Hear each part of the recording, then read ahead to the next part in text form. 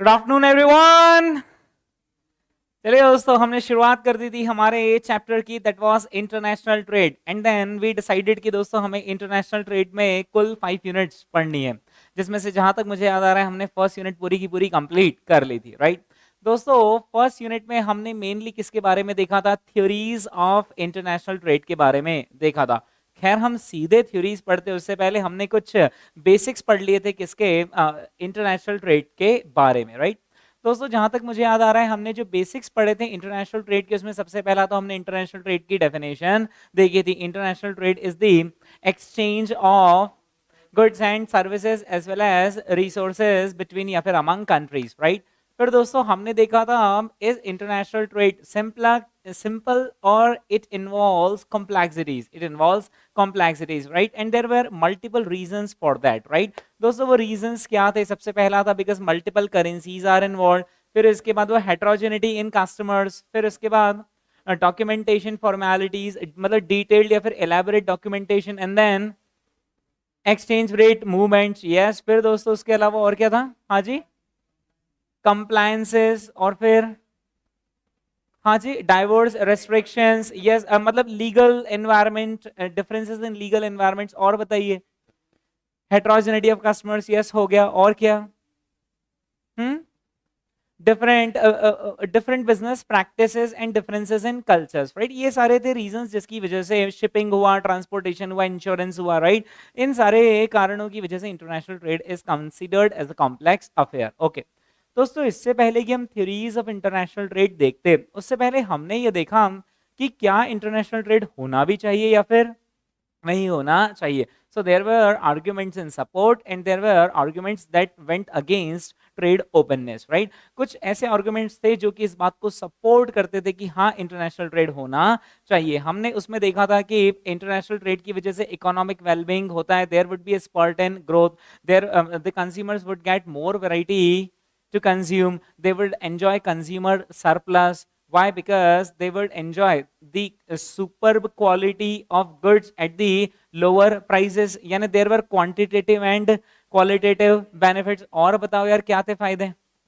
High living standards, and then poverty will reduce. Yes, वो हमने देखा था, the jobs यानी कि employment will increase, poverty will reduce, and living standard will improve. अच्छा, फिर हमने एक वो भी देखा था, harmony among nations, because when they become trade partner, there would be harmony in relations. और बता रहे हैं हम, हाँ जी, foreign direct investment we get, और फॉरेन डायरेक्ट इन्वेस्टमेंट में सिर्फ पैसा नहीं आता है, टेक्नोलॉजी भी आती है, राइट। और बताइए दोस्तों, क्या क्या एडवांटेजेस होते हैं ट्रेड ओपननेस के, यानी जिसकी वजह से हमें इंटरनेशनल ट्रेड करना चाहिए। क्या डोमेस्टिक मोनोपोली हो पाती है? नहीं हो पाती है अगर हम इंटरनेशनल ट्रेड को बुलाते हैं तो, राइट। डोमेस्टिक मोनोपोलीज नहीं हो पाएंगी, राइट। फिर उसके बाद वो एक एक हाँ जी, क्या बता रहे हैं? Better relations, yes yes, harmony in relations. फिर एक मुझे एक पॉइंट याद आ रहा है, क्या हमने वो देखा था कि कल को अगर हमारी कंट्री में सरप्लस आउटपुट आ जाए तो gainfully dispose of surplus output, उससे क्या रहता है? प्राइस की स्टेबिलिटी भी मेंटेन्ड रहेगी, राइट। हम उसको एक्सपोर्ट कर देंगे बजाय कि उसको डोमेस्टिकली ही हम सेल करें और अपनी प्राइसेस को नीचे लेकर आए। So gainful disposing of of surplus output, right. ये कुछ बेनिफिट्स थे जो दोस्तों हमने देखे थे। लेकिन कुछ ऐसे भी कारण बनते हैं जिसकी वजह से कुछ लोग हमेशा इंटरनेशनल ट्रेड के खिलाफ हो जाते हैं। दोस्तों, आखिर क्या कारण बनते हैं? डिपेंडेंसी, राइट, है ना, रिस्क की डिपेंडेंसी हो जाती है। फिर उसके बाद हमने देखा था डोमेस्टिक इंडस्ट्रीज को हार्म पहुंचता है, and it is not equally beneficial to each and every country. Usually जो डेवलप्ड कंट्रीज हैं, they are well equipped with resources, marketing technologies, with investments, they have got money, तो definitely वो लोग ज्यादा efficiently international trade कर पाएंगे as compare to a small और developing country, right. और बताओ यार, और क्या? रिस्क डिपेंडेंस तो आपने मुझे बता ही दिया है। फिर उसके बाद हाँ, distort actual investment away from the genuine needs of the country, कि जहां देशवासियों को जरूरत है वहां तो पैसा नहीं लगा रहे, और कहाँ पैसा लगा रहे? जहां पर एक्सपोर्ट करना है, यानी दूसरे लोगों का हम भला कर रहे हैं। और बताओ यार, और क्या क्या चीजें थी? नेगेटिव लेबर, वो कुछ हाँ था, negative labour saving, labour saving technology, यानी नेगेटिव लेबर आउटकम्स, राइट। क्योंकि जब क्या होगा, इंटरनेशनल ट्रेड होगा तो आपको इकोनॉमीज ऑफ स्केल मिलने लगेगी, और जब इकोनॉमीज ऑफ स्केल आपको चाहिए तो आपको मैनुअल प्लांट की बजाय कहाँ जाना पड़ेगा, ऑटोमेटिक प्लांट्स पर जाना पड़ेगा, and there would be negative labour market outcomes, क्योंकि हम लेबर कम लगे ऐसी टेक्नोलॉजी पर जाएंगे, राइट।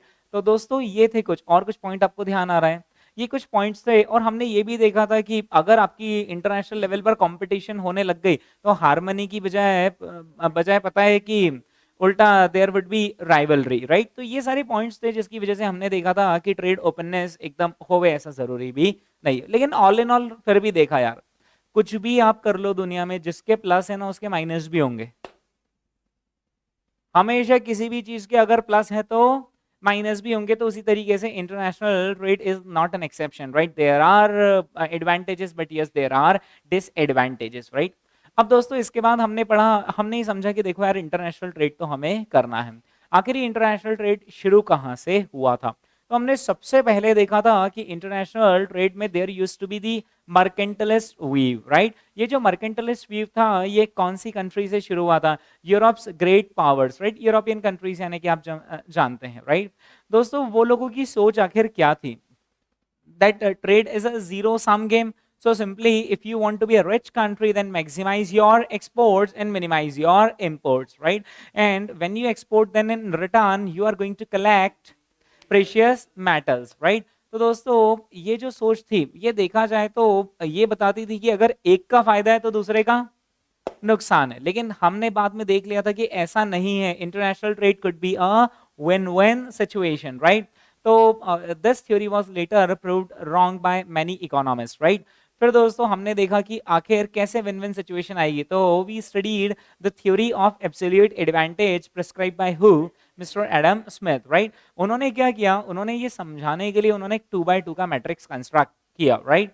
और 2x2 के मैट्रिक्स में उन्होंने बताया see this are two countries and let's assume that these are two commodities, right? And one country enjoys absolute advantage in production of wheat क्योंकि वो 6 units of wheat produce कर पा रहा है as against 1 unit of wheat जो कि यहाँ produce हो रहा है ना। ओके मैं वो पावर पॉइंट स्लाइड शो भी बताऊं क्या, ये आप कनेक्ट कर पा रहे हो, कनेक्ट कर पा रहे हो ना, ओके। और फिर हमने देखा था कि क्लोथ के केस में यहाँ पर ये क्लोथ 4 यूनिट्स ही बना पा रहा है जबकि वो 5 यूनिट्स बना रहा है, right. So this country enjoys absolute advantage in wheat and that country enjoys absolute advantage in cloth, right? तो बजाय कि ये अपना समय बर्बाद करे क्लोथ बनाने में और वो अपना समय बर्बाद करे व्हीट बनाने में, उससे तो दोनों वो काम करो जिसमें आप ज्यादा अच्छे हो, जिसमें आपका आउटपुट ज्यादा अच्छा है और आप सिंपल एक्सचेंज कर लो उसको, राइट। तो हमने क्या किया था 6W और 6C का हमने एक्सचेंज कर लिया था, राइट। दोस्तों वो जो हमने एक्सचेंज किया था उससे हमने देखा था कि इसको भी फायदा है क्योंकि ये उतने ही समय में 4C बना पाता जबकि इसने वो समय W बनाने में लगा और 6W देकर 6C लेकर आ गया, यानी there was a gain of 2C और in other words half an hour का यहाँ पर सेविंग हो गया था, राइट। ओके अगर उधर की बात करें तो उस बंदे को 6 घंटे लग जाते हैं, हाँ 6W हमने उसको दिया, उसको 1 आवर में 1W बेचारा बना पाता है, तो 6W बनाने में उसको 6 आवर्स लगते हैं,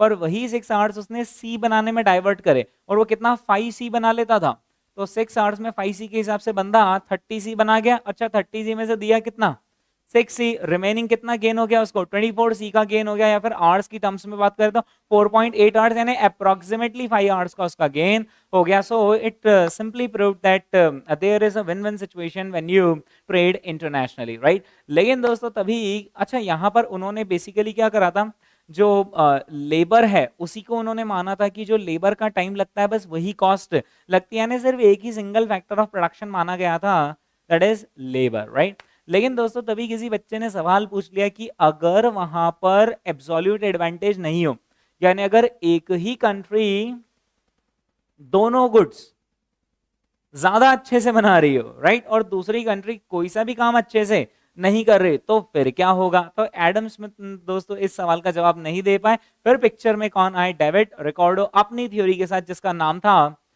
the theory of comparative advantage, right. उन्होंने एग्जांपल लिया इधर 6 इधर 1 इधर 5 और इधर 2 और हाँ इधर 4 और उधर 2, राइट। तो हमने देखा कि हाँ यार ये जो कंट्री ए है ये तो ये काम भी अच्छे से कर रही है और दूसरा काम भी अच्छे से कर रही है, लेकिन तभी मैंने बताया कि आप सारे काम अच्छे से कर सकते हो, but that does not necessarily mean कि आपको सारे काम करने, आपको लेवरेजिंग तो करनी ही पड़ेगी, राइट। तो आप क्या करो, आप वो काम करो जिसमें आप उससे ज्यादा ज्यादा अच्छे हो, राइट। ओके, हाँ ना, आप ज्यादा अच्छे तो हो, पर कहाँ ज्यादा ज्यादा अच्छे हो वो काम आप करो, और उस वो बंदा आपसे कम अच्छा है पर कहां पर वो थोड़ा कम अच्छा है, मतलब बहुत ज्यादा कम हो ना तो फिर तो मतलब नहीं है, राइट। तो उस केस में ना हमने देखा था, इसको ऐसे क्वेश्चन को सॉल्व करने के लिए हम कुछ कैलकुलेशन करते थे। वो अपॉर्चुनिटी कॉस्ट का कैलकुलेशन हम करते थे। अपॉर्चुनिटी कॉस्ट का कैलकुलेशन, यानी बिल्कुल सही बोल रहे हैं आप, हम एक रेशियो का कैलकुलेशन वहां पर करते थे। खैर ये उन्होंने नहीं बताया था, डेविड रिकॉर्डो ने, ये बाद में किसने बताया था, हार्बलर ने जाकर इस चीज को रिजॉल्व किया था, अपॉर्चुनिटी कॉस्ट के कॉन्सेप्ट को लेकर आए थे। लेकिन यूज तो कर लो यार, अपन लिखा तो उसी थ्योरी के नीचे, आपने पढ़ा ही होगा घर पे। तो दोस्तों हमने क्या किया, हमने ना कैलकुलेशन बैठाना शुरू करा। वो कैलकुलेशन थोड़ा सा ट्रिकी है, मैं एक बार आपको बता देता हूँ। कंट्री ए वीट का कितने यूनिट्स बनाता है, 6। कंट्री बी, नहीं कंट्री ए पर ही चलते हैं, है ना। कंट्री ए वीट का 6 यूनिट्स बनाता है और क्लोथ का 4 यूनिट्स बनाता है। मतलब उसको वीट का 6 यूनिट्स बनाने को जब भी होता है तो वो 4 यूनिट्स ऑफ क्लोथ को सेक्रीफाइस करना पड़ता है उसको। यानी opportunity cost is 4 units of cloth to produce 6 units of wheat. So for every 1 unit of wheat, how much is the opportunity cost?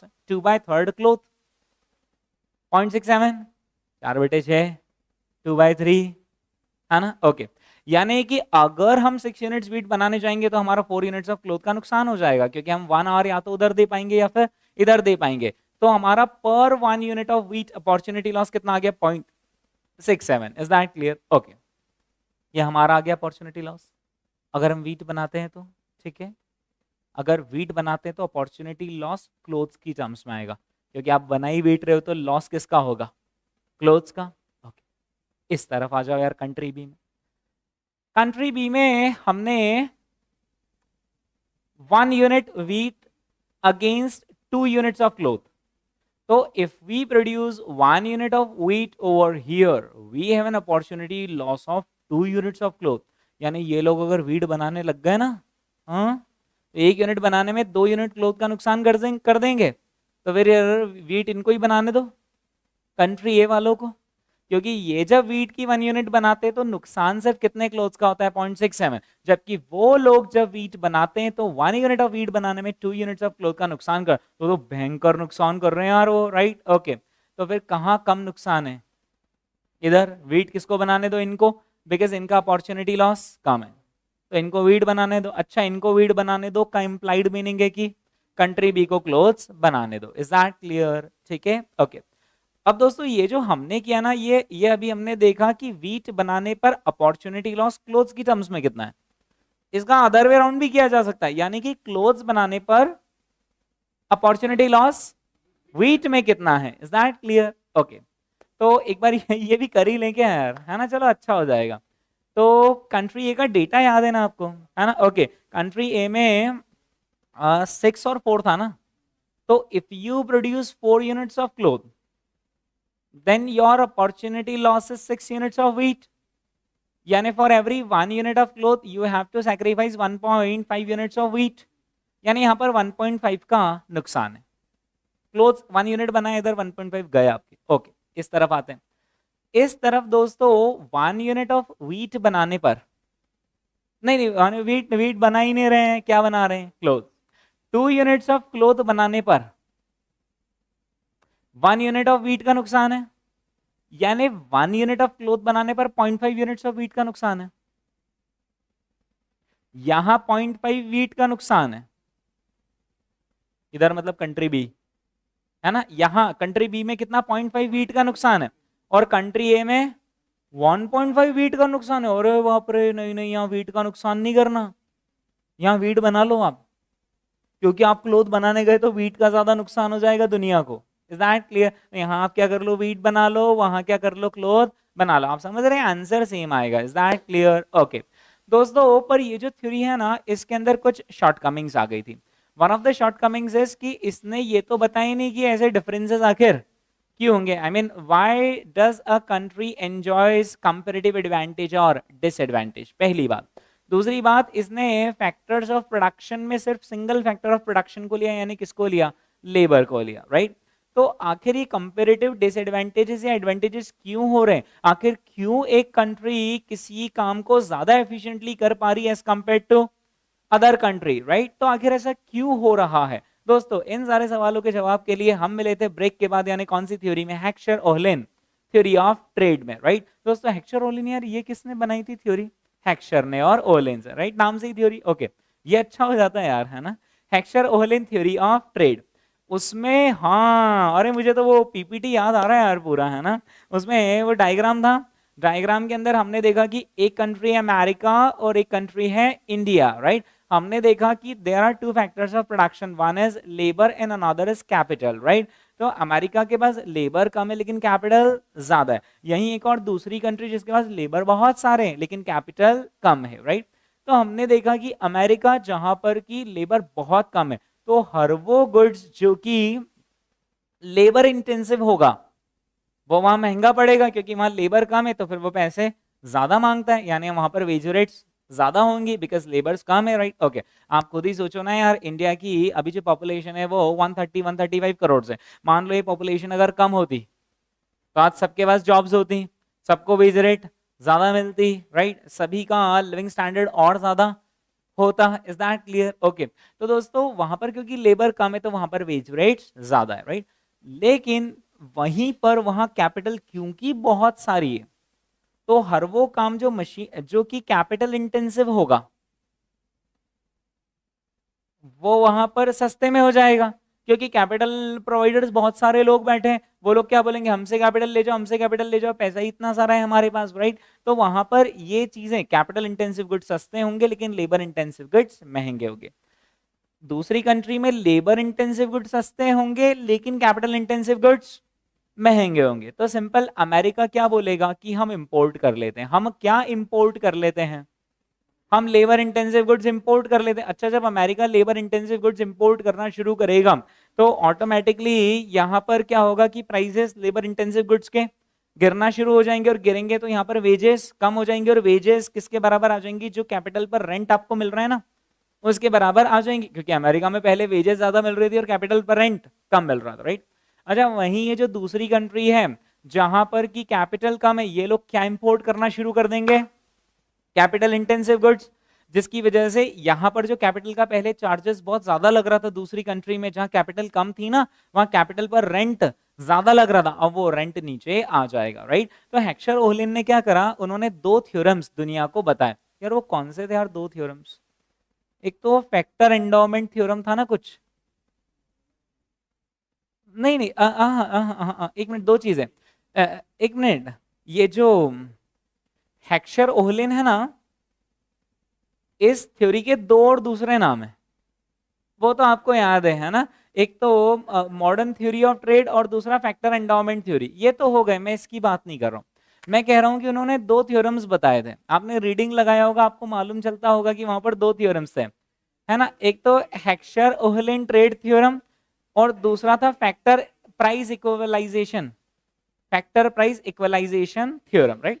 हेक्सचर Ohlin trade theorem क्या कहता है कि why the two countries would trade, मतलब आखिर international trade होगा ही क्यों, right? Okay, और फिर जब इंटरनेशनल ट्रेड उन्होंने समझा दिया कि देखो इस वजह से होगा, कैपिटल इंटेंसिव, लेबर इंटेंसिव, तो जब इंटरनेशनल ट्रेड होगा तो उसका इंपैक्ट आखिर क्या आएगा कि फैक्टर की प्राइसेस इक्वलाइज हो जाएंगी। Is that clear? कुछ कुछ बातें आ रही क्या समझ में, है ना? इतने अवशेष हैं आपके दिमाग में अपने प्रीवियस लेक्चर के, है ना? ओके, बस तो फिर तो आपको क्या एक बार वो रीडिंग करनी रहेगी। अगर आपने वो एक बार रीडिंग अच्छे से कर ली, it's okay, that's fine, right? हाँ, ये जो हेक्सचर ओहलिन थ्योरम है, इसमें उन्होंने क्या किया था? उन्होंने बोला कि इंटरनेशनल ट्रेड कोई बड़ी बात या खास बात नहीं, it is just a special case of inter regional trade. जो आप अपनी देश की जो दो अलग अलग कंट्रीज में आप सॉरी अपने देश के दो अलग अलग स्टेट्स या सिटीज के बीच में आप ट्रेड किस कारण से करते हो? क्योंकि एक स्टेट में एक चीज ज्यादा है, दूसरे स्टेट में दूसरी चीज ज्यादा है, तो आप आपस में एक्सचेंज कर लेते हो, बस दैट्स द ओनली रीजन कि इंटरनेशनल ट्रेड भी होता है, राइट? यानी देखा जाए तो ये तीनों थ्योरीज बैक टू बैक किस बात को सपोर्ट कर रही कि इंटरनेशनल ट्रेड होना चाहिए, उससे फायदे होते हैं, राइट। फिर दोस्तों इसके बाद हमने नेक्स्ट कौन सी थ्योरी देख ली थी, हमने न्यू ट्रेड थ्योरी देख ली थी, राइट। न्यू ट्रेड थ्योरी ने दो चीजें हमें बताई थी कि आखिर मॉडर्न बिजनेस एनवायरनमेंट में क्यों आखिर इंटरनेशनल ट्रेड होता है। फर्स्ट, इकोनॉमीज ऑफ स्केल की वजह से, क्योंकि आपको इकोनॉमीज ऑफ स्केल एंजॉय करने को तभी मिलता है जब आप इंटरनेशनल लेवल पर भी ट्रेड करें, राइट। और दूसरा हमने देखा था नेटवर्किंग इफेक्ट। नेटवर्किंग इफेक्ट का मतलब होता है कि जैसे जैसे ज्यादा लोग इस चीज को कंज्यूम करेंगे तो इसकी यूटिलिटी और ज्यादा बढ़ जाएगी। जैसे इंस्टाग्राम पर जब पहली बार शुरू हुआ था और 10 लोग ही थे, तो इंस्टाग्राम की उतनी यूटिलिटी थी क्या, नहीं, हम शुरू करके ही बंद कर देते यार, कुछ आता ही नहीं। लेकिन जैसे जैसे ज्यादा लोग उस पर जुड़ते जाते हैं तो उसकी यूटिलिटी बढ़ती चली जाती है। सिमिलरली माइक्रोसॉफ्ट का विंडोज अगर सिर्फ 2-4 लोग ही यूज कर रहे हैं तो उस पर उतनी एप्लीकेशंस डेवलप नहीं होंगी, उतने सॉफ्टवेयर डेवलप नहीं होंगे, राइट। लेकिन जैसे जैसे ज्यादा लोग यूज करेंगे तो हम आपस में उस भाषा में बात करने लग जाएंगे कि ये एक्सेल में कर लेते हैं और ये वर्ड में कर लेते हैं। कब, जब ज्यादा लोग उसको यूज कर रहे हैं तो कम्युनिकेशन ईजी हो जाएगा। Is that clear? ओके, बस यही सारी चीजें दोस्तों हमने हमारे यूनिट नंबर 1 में पढ़ी थी। Now let us move on to our unit number 2 called as the instruments of trade policy. Okay दोस्तों, हमारे यूनिट नंबर 2 पर the instruments of trade policy. Okay, इतनी शानदार यूनिट है ना दोस्तों, आपको आज यहाँ पर पॉलिटिक्स के बारे में सीखने को मिलेगा कि आखिर पॉलिटिक्स कैसे चलती है। फॉर एग्जाम्पल इंडियन गवर्नमेंट है ना, क्या इंडियन गवर्नमेंट इंपोर्ट एक्सपोर्ट को रेगुलेट करती होगी या नहीं? करती तो है, राइट। ओके, आखिर क्या वजह रहती होगी कि इंडियन गवर्नमेंट को इंपोर्ट और एक्सपोर्ट को रेगुलेट करना पड़ता है? क्या वजह रहती है इसके पीछे? एक तो टैक्सेस, दूसरा आप कह रहे हैं कि कुछ ऐसी चीजें हैं जो यहां मिलती है लेकिन विदेश में नहीं मिलती, लेकिन कुछ ऐसी चीजें जो विदेश में अवेलेबल है और यहां पर अवेलेबल नहीं है, राइट।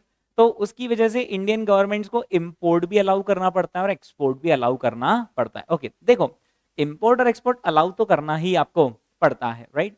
अच्छा, आपको मालूम है ना कि क्यों आपको इंपोर्ट एक्सपोर्ट अलाउ करना ही पड़ता है? यानी आज की तारीख में, आज की दुनिया में जबरदस्ती है कि आपको इंपोर्ट एक्सपोर्ट अलाउ करना ही पड़ेगा, राइट। उसके पीछे ऑर्गेनाइजेशन ये कि अगर आपको WTO, वर्ल्ड ट्रेड ऑर्गेनाइजेशन की मेंबरशिप चाहिए तो फिर आपको इंपोर्ट एक्सपोर्ट, यानी आपको मालूम है 1991 के पहले, 1991 के पहले हमारी जो इकोनॉमी थी वो कैसी थी? Closed economy. यानी कि हम इस चीज में विश्वास नहीं रखते थे कि हम गुड्स इंपोर्ट करेंगे, राइट। यानी बहुत ही कुछ स्पेशल केसेस होते थे जहां पर कि इंपोर्ट होता था, अदरवाइज हम डोमेस्टिकली ही प्रोड्यूस और डोमेस्टिकली ही कंज्यूम करते थे। लेकिन तब आपको मालूम होगा कि 1991 में अचानक से इंडिया में रिसेशन आ गया और हमारे देश के पास पैसा नहीं बचा था, राइट। तो फिर उस केस में अगर हमारे देश के पास पैसा नहीं है, रिसोर्सेज नहीं, तो हमें विदेश से पैसा चाहिए। लेकिन दोस्तों विदेश वाले वो क्यों देंगे हमें पैसा जब हम इंपोर्ट एक्सपोर्ट अलाउ नहीं कर रहे, इंटरनेशनल ट्रेड अलाउ नहीं कर रहे? उनका क्या फायदा है इसमें? तो they put a pressure on India कि आपको अपनी इकोनॉमी को ओपन करना पड़ेगा। अगर आप अपनी इकोनॉमी ओपन करते हो तो फिर हम आपको हेल्प करने के लिए तैयार है। और तब जाकर इंडिया ने क्या किया? अपनी इकोनॉमी को ओपन किया। एंड एक्चुअली उसकी वजह से हमारी प्रोग्रेस भी फास्ट हुई है, राइट। क्योंकि जब बाहर के गुड्स यहाँ पर आए, हमें अच्छी चीजें कंज्यूम करने को मिली। अच्छा, जब हम अच्छी चीजें कंज्यूम करते हैं, यहाँ पर कंजम्पशन का सिर्फ ये मतलब नहीं कि हम as an end user consume कर रहे हैं चीजें। एक फैक्ट्री है, उसको प्रोडक्शन के लिए एडवांस मशीन चाहिए, लेकिन वो एडवांस मशीन तभी आएगी जब हम इंपोर्ट करेंगे। एडवांस मशीन वो लेकर आएगा तो वेस्टेज ऑफ रॉ मटेरियल कम होगा, प्रोडक्शन एफिशिएंसीज बढ़ेंगी, कॉस्ट सेविंग्स होंगी एंड सो ऑन, राइट। यानी आप और मैं एक बात तो समझ रहे हैं कि इंटरनेशनल ट्रेड होना चाहिए, पर यहाँ पर बात ये हो रही है कि फिर इंडियन गवर्नमेंट बीच में क्यों आ रही है? इंडियन गवर्नमेंट को सिंपल आंख बंद कर कर बैठ जाना चाहिए कि होने दो ना इंटरनेशनल ट्रेड, क्योंकि इसके फायदे हैं। लेकिन इंटरनेशनल ट्रेड के नुकसान भी तो है। उस नुकसान से बचाने के लिए इंडियन गवर्नमेंट क्या करती है? इंटरनेशनल ट्रेड को रेगुलेट करती है। रेगुलेट करती है का मतलब है कि वो कुछ ऐसी पॉलिसीज बनाती है, कुछ ऐसे इंस्ट्रूमेंट्स यूज करती है जिससे कि हमारी डोमेस्टिक इंडस्ट्रीज को वो प्रोटेक्ट कर सके, पहली चीज, राइट। दूसरी चीज, कहीं foreign country unfair trade practices तो यूज नहीं कर रही। अगर वो अनफेयर ट्रेड प्रैक्टिसेस यूज कर रहे हैं तो हम उन्हें रोक सकें। Is that clear? तो दोस्तों आज इस यूनिट में हम क्या पढ़ने वाले? Instruments of trade policy. यानी कि गवर्नमेंट आखिर ट्रेड को रेगुलेट करने के लिए क्या क्या इंस्ट्रूमेंट्स यूज करती है, ठीक है। जरूरी है या नहीं है? नहीं, क्योंकि अगर आपने रेगुलेट, गवर्नमेंट ने रेगुलेट नहीं करा तो फिर कौन रेगुलेट करेगा? थिंक ऑफ अ सिचुएशन कि इंडिया में कुछ steel manufacturing company, steel manufacturing plants है, जैसे कि टाटा स्टील हुआ, जैसे कि JSW स्टील हुआ, है ना, जिंदल स्टील हुआ, राइट, ओके। सोचो कि चाइनीज गवर्नमेंट की एक पब्लिक कंपनी है, पब्लिक कंपनी मतलब गवर्नमेंट ओन्ड कंपनी है, जो कि स्टील का प्रोडक्शन बहुत लार्ज स्केल पर करती है। अब अगर चाइनीज गवर्नमेंट ने ऐसा करा कि स्टील का प्रोडक्शन करते जाओ करते जाओ करते जाओ, और जितना भी हम स्टील का प्रोडक्शन कर रहे हैं उसको एक काम करो, इंडिया में ले जाकर डंप करते जाओ। आप समझते हो डंपिंग का मतलब क्या होता है? डंप करने का मतलब है कि खूब सारा प्रोड्यूस करो और वहां पर सस्ते में और सस्ते में दो। आप जानते हो इसका क्या नेगेटिव इम्प्लीकेशन होगा? टाटा स्टील तो वो तो एक प्राइवेट ऑर्गेनाइजेशन है, उसके लिमिटेड रिसोर्सेज हैं, वहां पर चाइनीज गवर्नमेंट की तो गवर्नमेंट ओन कंपनी, तो गवर्नमेंट के पास हमेशा अनलिमिटेड रिसोर्सेज होंगे, राइट। वो लोग क्या करेंगे? स्ट्रैटेजी बनाकर हमारी डोमेस्टिक इंडस्ट्रीज को एक एक सेक्टर बाय सेक्टर किल करते जाएंगे। यानी उन्होंने बोला कि अगले 3 साल तक हम स्टील सेक्टर की बैंड बजाएंगे, यानी हम क्या करेंगे? प्रोडक्शन करते जाएंगे और डोमेस्टिकली टाटा स्टील खुद जितने में सेल कर रहा है ना, उससे आधी कीमत में हम सेल कर देंगे। पर सर इससे तो चाइना को नुकसान होगा ना, होगा, लेकिन short term pain long term gain, right. यानी कि आपने एक बार यहाँ पर मार्केट में पकड़ बना ली, आपने टाटा स्टील को इस हद तक लेकर आ गए कि वो बैंकरप्सी की कगार पर आ गए, क्योंकि आपने उनके सारे प्रॉफिट्स वाइप आउट कर दिए। और कुछ समय तक तो सरवाइव करेगा, लेकिन एक समय बाद कैसे लॉस में कोई प्राइवेट प्लेयर सरवाइव करेगा, राइट। स्टील सेक्टर खत्म कर दिया। इसके बाद चाइना ने बोला कि चलो अब अगला नंबर लो सीमेंट सेक्टर का, सीमेंट प्रोड्यूस करो, और यहाँ पर जो देश की कंपनीज है, अल्ट्राटेक सीमेंट हुआ या फिर गुजरात अंबुजा हुआ, इनके ऊपर अटैक करो, यानी कि सीमेंट को इतना ज्यादा ओवर सप्लाई कर दो इंडिया में कि प्राइसेस क्रैश हो जाए। तो दोस्तों इसके लिए गवर्नमेंट को बीच में आना पड़ता है, क्या लेकर? ट्रेड पॉलिसीज लेकर। Is that clear? ताकि कोई विदेशी प्लेयर या कोई दूसरा देश हमारी कंट्री के जो डोमेस्टिक इंडस्ट्री से उनको डैमेज नहीं पहुंचा पाए। Is that clear? ठीक है। क्या दोस्तों ये ट्रेड पॉलिसी सिर्फ इंडिया बनाता होगा, या ऐसी ही ट्रेड पॉलिसीज नेपाल भी, भूटान भी, श्रीलंका भी, अमेरिका भी, यूरोप भी, हर कंट्री बनाकर रखती, हर कंट्री बनाकर रखती, क्योंकि हर कंट्री को अपने अपने इंटरेस्ट को प्रोटेक्ट करना है। Is that clear? ओके दोस्तों, यहाँ पर जो हम इंस्ट्रूमेंट्स पढ़ने वाले हैं ट्रेड पॉलिसी के, तो उसमें कुल मिलाकर हम 2 तरह के इंस्ट्रूमेंट्स पढ़ेंगे, ठीक है। सबसे पहले कौन से? टैरिफ्स। दूसरे कौन से? नॉन टैरिफ्स, ठीक है। अभी के लिए आप इसको इग्नोर करना, ठीक है, ओके। देखा जाए तो दोस्तों इस पूरे चैप्टर का सार तो आप इस डायग्राम से ही समझ गए। अगर आप इस डायग्राम का सिर्फ इतना सा पोर्शन देखेंगे तो आप समझ गए कि आखिर हम आज क्या पढ़ने वाले हैं। हाँ, टैरिफ्स का मतलब क्या होता है?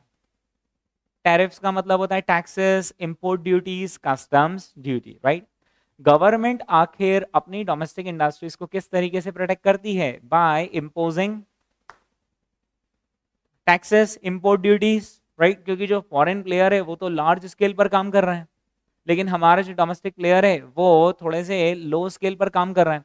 हो सकता है डोमेस्टिकली उसको कुछ डिसएडवांटेजेस हो, लेकिन इंटरनेशनल प्लेयर को हो सकता है कि उसकी लोकल कंट्री की गवर्नमेंट सपोर्ट करती हो। तो आखिर इंडिया कैसे अपनी इंडस्ट्रीज को प्रोटेक्ट करेगा? By imposing tariffs, right. Is that clear? Okay.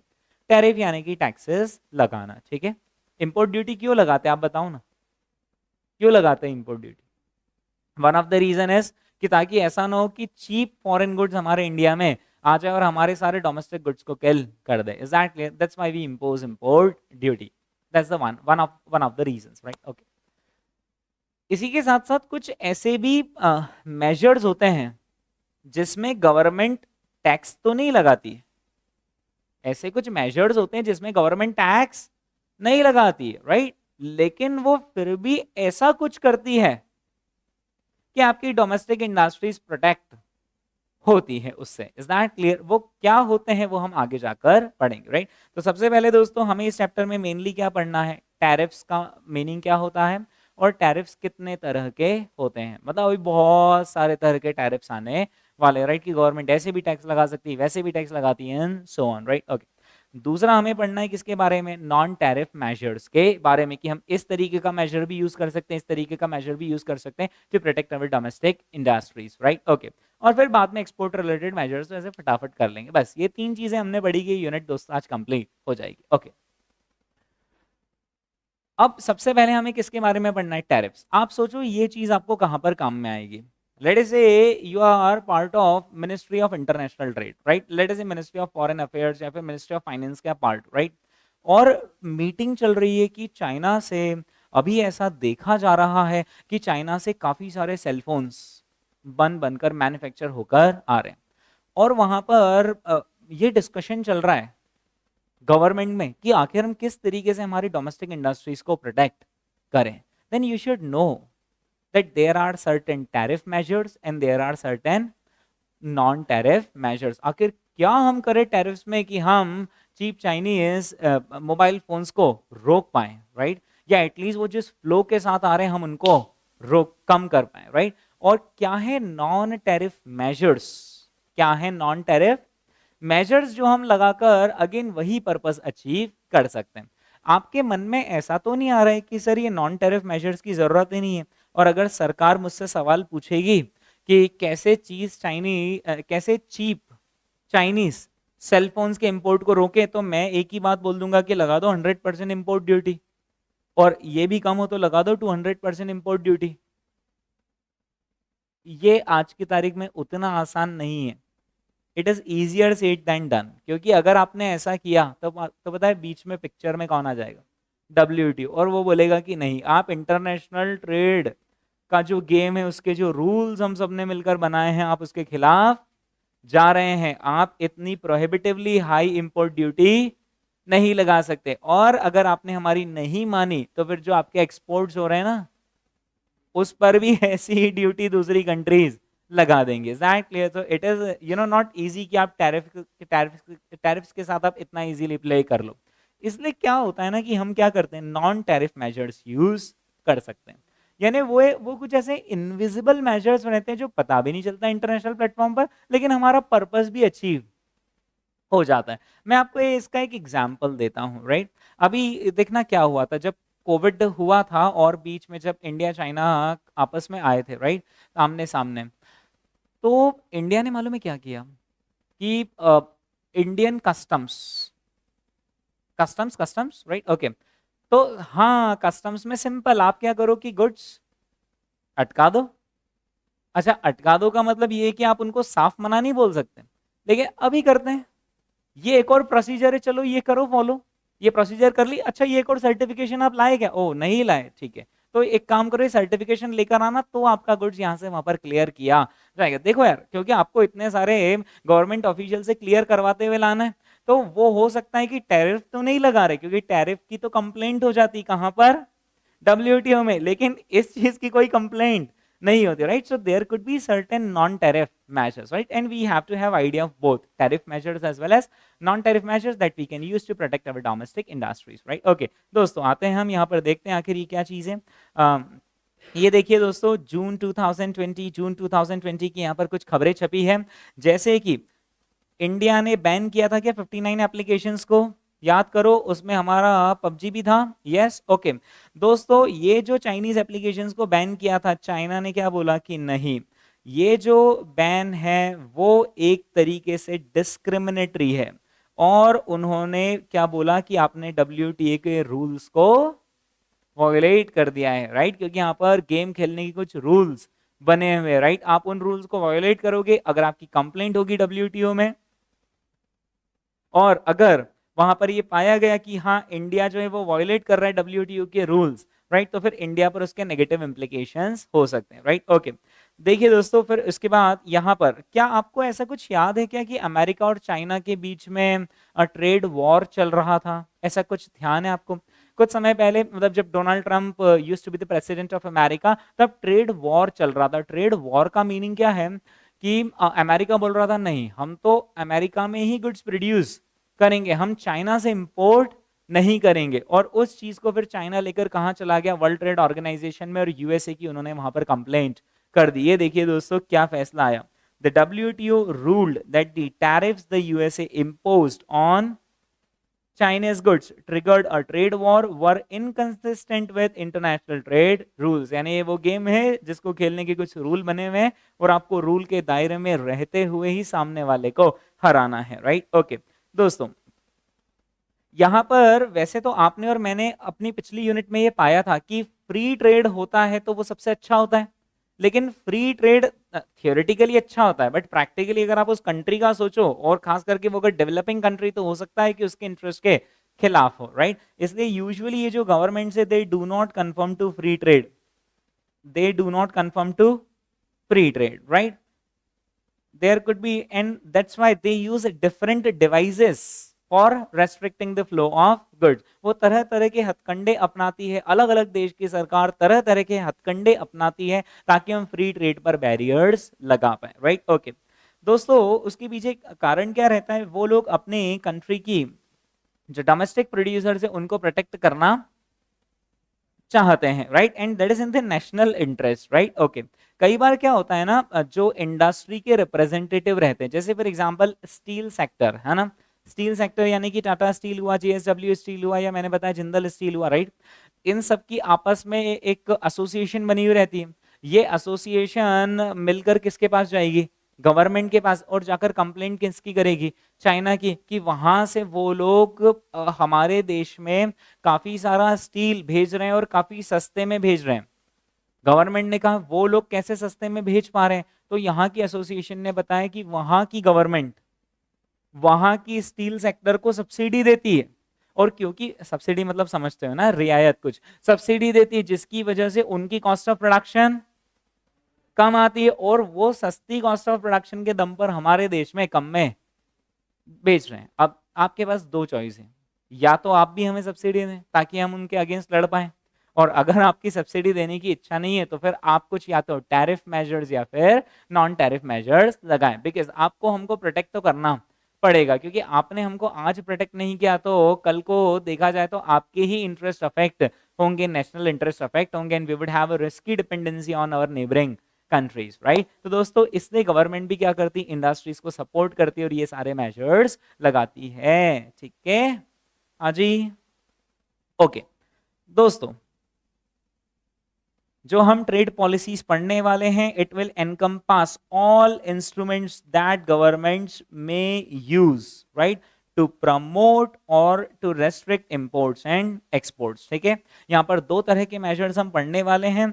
सबसे पहले तो प्राइस रिलेटेड मेजर्स, यानी कि क्या, टैरिफ्स, हमने नहीं पढ़ा टैरिफ्स, ओके। और दूसरे कौन से मेजर्स, नॉन प्राइस मेजर्स, जिसको कि हम क्या कहते हैं, नॉन टैरिफ मेजर्स। बस ये दो तरह की चीजें मेनली हमें इस यूनिट में पढ़नी, ये दो तरह की चीजें हमने पढ़ ली कि यूनिट कंप्लीट हो जाएगी, राइट। चलिए दोस्तों, तो सबसे पहले फिर क्या पढ़ना शुरू कर दें, हम टैरिफ्स के बारे में पढ़ना शुरू कर दें कि आखिर किन किन तरह के टैरिफ्स गवर्नमेंट लगा सकती है। ओके चलिए दोस्तों, टैरिफ्स कुछ कहना चाह रहे हो, अनफेयर प्रैक्टिसेस क्या होती, जैसे कि चाइना ने क्या करा, अपने जो स्टील प्रोड्यूसिंग कंपनीज है उनको सब्सिडी दे दी। किस इंटेंशन से सब्सिडी दी, कि आप तो प्रोड्यूस करो और आसपास की कंट्रीज में अपना सप्लाई करो, अपना ही उधर गुड्स जाना चाहिए और वहां की डोमेस्टिक इंडस्ट्रीज को किल कर दो, हमारा हाथ आपके सर पर है। अगले 2 से 3 साल के अंदर वहां के जो डोमेस्टिक प्लेयर्स हैं उनको वीक कर दो, वो बैंकरप्ट हो जाए, बस फिर उसके बाद हम सब्सिडी हटा लेंगे, आप प्राइजेस बढ़ा लेना, और वो लोगों की, क्योंकि हम डोमेस्टिक इंडस्ट्रीज ऑलरेडी बैंकरप्ट कर चुके हैं, राइट, तो अब अल्टीमेटली हम ही कमाएंगे, राइट। यानी हर कंट्री को हमने अपने ऊपर डिपेंडेंट बना लिया, that is a unfair practice. इसको क्या कहते हैं, अनफेयर प्रैक्टिस कहते हैं। ये फेयर थोड़ी ना हुआ है यार कि आपने अपने पैसों के दम पर और बाकी इंडस्ट्रीज को वीक कर दिया, इज दैट क्लियर। ओके, जैसे आप कहना चाह रहे हैं कुछ टेलीकॉम सेक्टर के अंदर, जैसे रिलायंस जियो ने क्या करा, राइट, रिलायंस जियो के पास 2 लाख करोड़ रुपीस थे, और उन्होंने क्या करा, इस 2 लाख करोड़ रुपीस के साथ उनके पास बैकअप था कि उनका जो ऑयल एंड गैस सेक्टर से उससे उनकी अच्छी इनकम हो जाती है, राइट। तो उन्होंने कहा हमारे पास तो ऑलरेडी इतने सारे बिजनेसेस है जिससे हमारी अच्छी इनकम हो जाती है, हमें टेलीकॉम की इनकम की अभी जरूरत नहीं है, राइट। और उन्होंने क्या करा, चीप प्राइजेस पर सारा डेटा, फ्री सर्विसेज, ये सारी चीजें देना शुरू कर दी, राइट। ओके, जिससे हमारा शॉर्ट टर्म में तो फायदा हुआ, राइट, लेकिन हमने देखा कि एक एक करके टेलीकॉम कंपनीज बैंकरप्ट होती चली गई। टाटा टेली आज से 5 साल पहले नाम चलता था, खत्म, डोकोमो, राइट, ओके।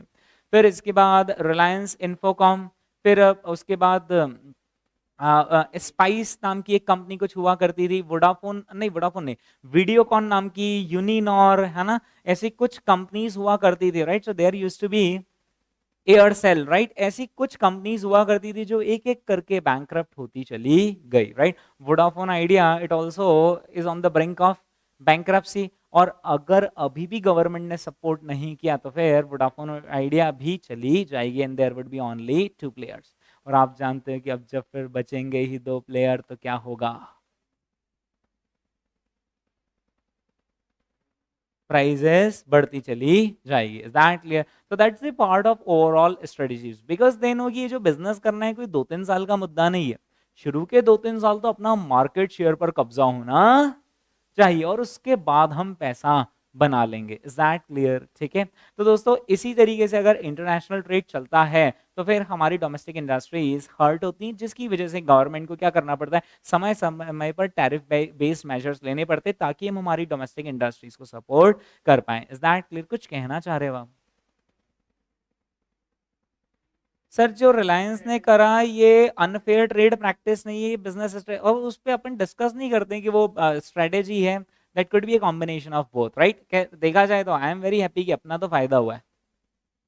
आज मैं ये जो ऑनलाइन क्लास पढ़ा पा रहा हूँ थैंक्स टू रिलायंस जियो, जिसकी वजह से इतना ज्यादा एमबी डेटा, इतना ज्यादा बैंडविड्थ मिल रहा है, राइट, ओके। तो आई एम नॉट सेइंग कि उन्होंने एग्जैक्टली वो किया, बट यस काइंड ऑफ दूसरी कंट्री तो हमारे साथ ऐसा कर सकती है, राइट, ओके। और किसी भी चीज का हो सकता है सब्सटेंस अलग हो और फॉर्म अलग हो। Is that clear? तो we are not going into that detail, but yes what I said is कि यहाँ पर अनफेयर ट्रेड प्रैक्टिसेस हो सकती है, राइट, ओके।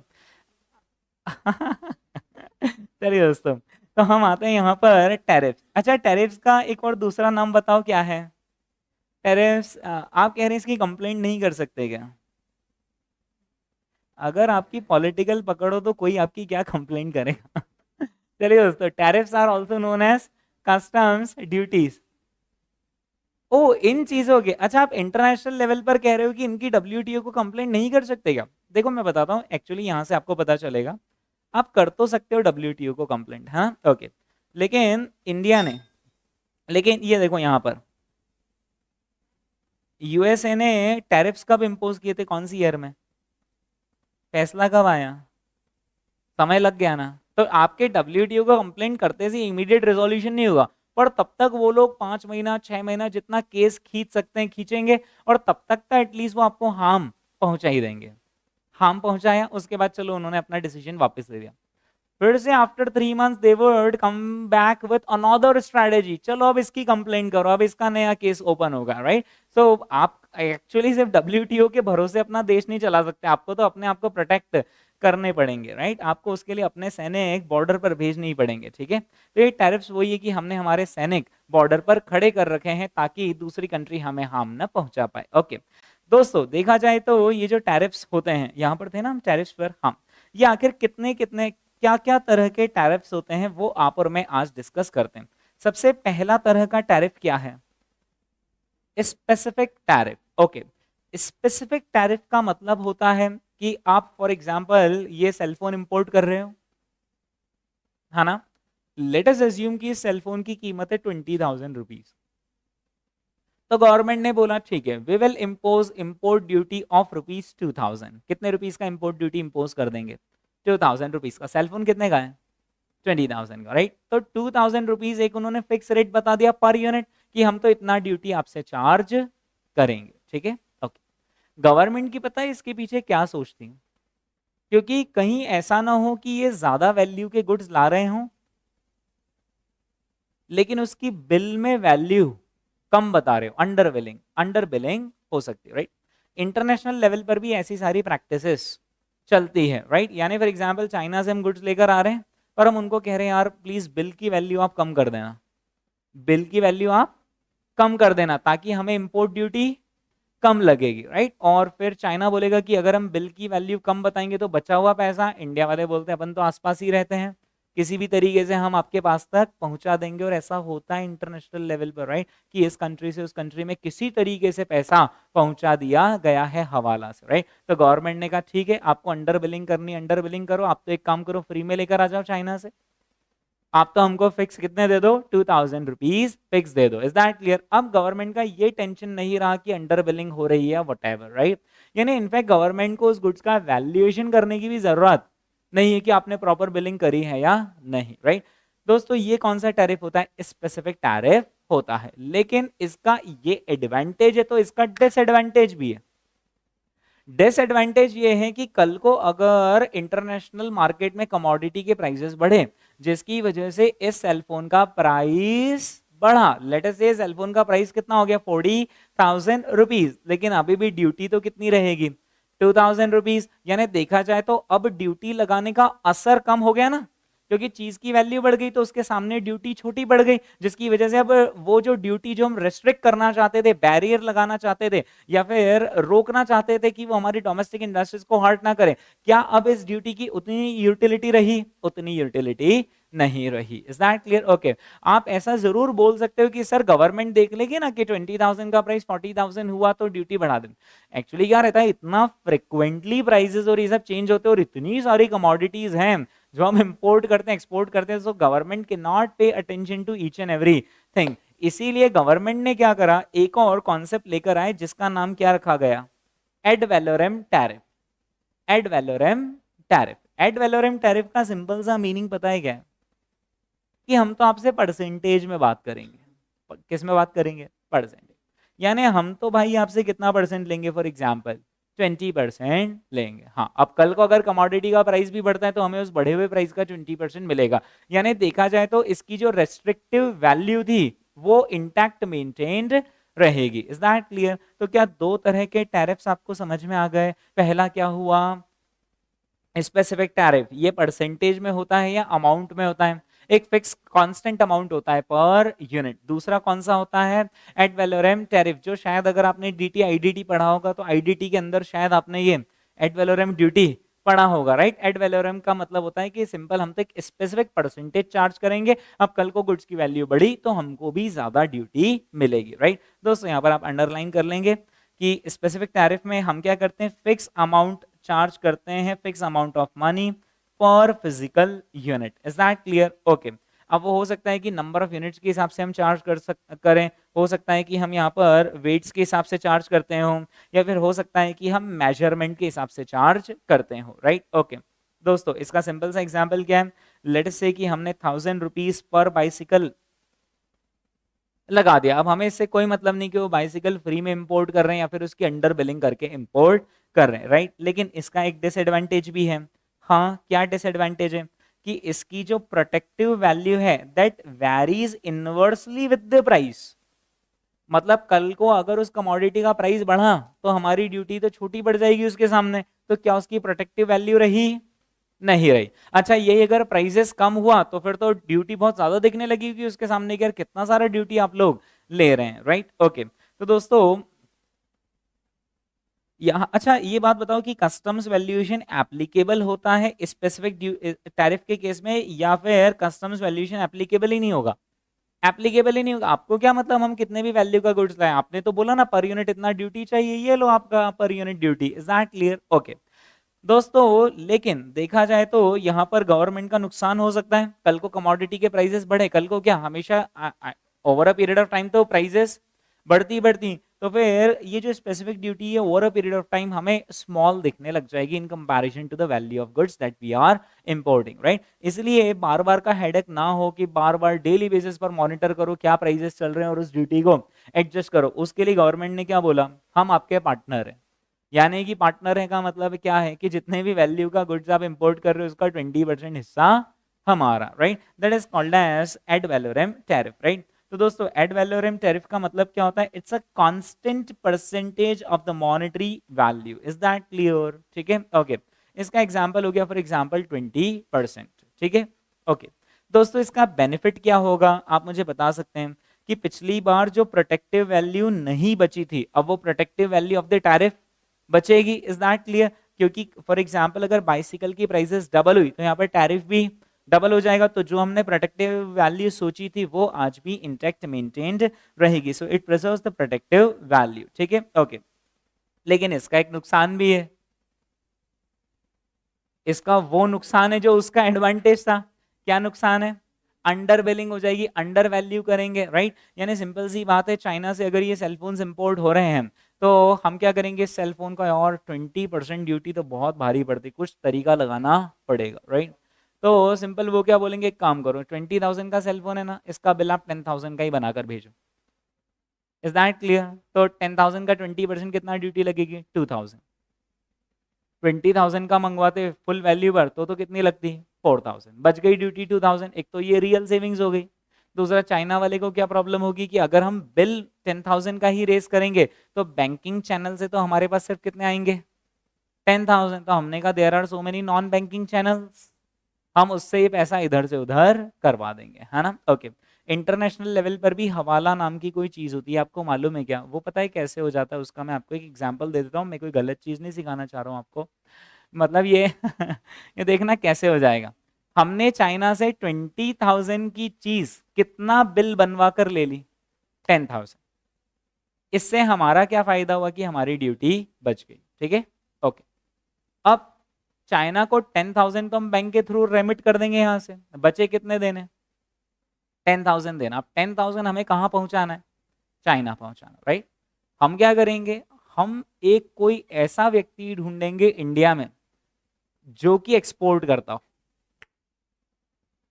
जो कि एक्सपोर्ट करता हो, और उसको क्या बोलेंगे कि जैसे हम इंपोर्ट अंडर बिलिंग करके कर रहे हैं वैसे ही चाइना ने भी ड्यूटीज लगा रखी है, तो आप ड्यूटीज बचाओ। कैसे ड्यूटी बचाओगे? अंडर बिलिंग करके एक्सपोर्ट कर दो। आप जब अंडर बिलिंग करके एक्सपोर्ट करोगे तो जितना, मतलब जितने का बिल भेजा वो तो पैसा आपको चाइना से आ जाएगा बैंकिंग चैनल के थ्रू, बचा हुआ पैसा कहाँ से आएगा? हम दे देंगे आपको, और चाइना वालों को वो दे देगा जिसने। Is that clear? हो गया पूरा सेटलमेंट, गेम जम गया। नुकसान किसका हुआ? उनके देश की सरकार के रेवेन्यू का नुकसान हुआ, और इस देश की सरकार का रेवेन्यू का नुकसान हुआ। Is that clear? Right, okay. तो ऐसी प्रैक्टिसेस दोस्तों अगर इंटरनेशनल ट्रेड में चलना शुरू हो जाएगी, अगर हम क्या लगाते हैं, एड वैलोरम टैरिफ लगाना शुरू करते हैं तो। पर फिर भी स्पेसिफिक टैरिफ ज्यादा अच्छा है या एड वैलोरम टैरिफ ज्यादा अच्छा है? एड वैलोरम टैरिफ ही ज्यादा अच्छा है। बस उसके अंदर फिर कस्टम्स वाले क्या करते हैं, वैल्यूएशन ऑफिसर्स बिठाकर रखते हैं जो कि इस बात पर नजर रखते हैं कि कहीं कोई पार्टी अंडर बिलिंग तो नहीं कर रही। Is that clear? राइट। तो यहाँ पर it gives incentives to deliberately undervalue, ठीक है, ओके। बट फिर भी एड वैलोरम टैरिफ ही दुनिया में ज्यादा प्रेवलेंट है, ठीक है। दोस्तों ये थे दो मेन तरह के टैरिफ्स, एक कौन सा हो गया स्पेसिफिक, दूसरा कौन सा हो गया एड वैलोरम, राइट। अब क्या होगा, अब हम जो भी टैरिफ्स पढ़ रहे हैं ना वो इसी की वैरायटी होगा, ठीक है। यार दोनों चीजें तो कवर कर ली, एक फिक्स अमाउंट और दूसरा परसेंटेज, है ना, ओके। गवर्नमेंट ने कहा अच्छा, अगर हम फिक्स रुपीस लेते हैं यानी 2,000 लेते हैं तो कल को अगर कमोडिटी के प्राइसेस बढ़ गए तो हमारी ड्यूटी तो छोटी पड़ जाएगी। कल को अगर हम परसेंटेज लेते हैं तो ये लोग क्या करते हैं, अंडर बिलिंग करना शुरू कर देते हैं। गवर्नमेंट ने बोला let's bring the concept of mixed tariffs, let's bring the concept of mixed tariffs. Mixed tariffs का मीनिंग आपको मालूम है, गवर्नमेंट भी शाणे निकली। गवर्नमेंट ने बोला या तो फिक्स्ड अमाउंट या फिर percentage, whichever is higher, whichever is higher उतना ड्यूटी हम आपसे लेंगे। Is that clear? करने बेटा अंडर बिलिंग कर लो, ठीक है, इतना तो लेंगे ही लेंगे।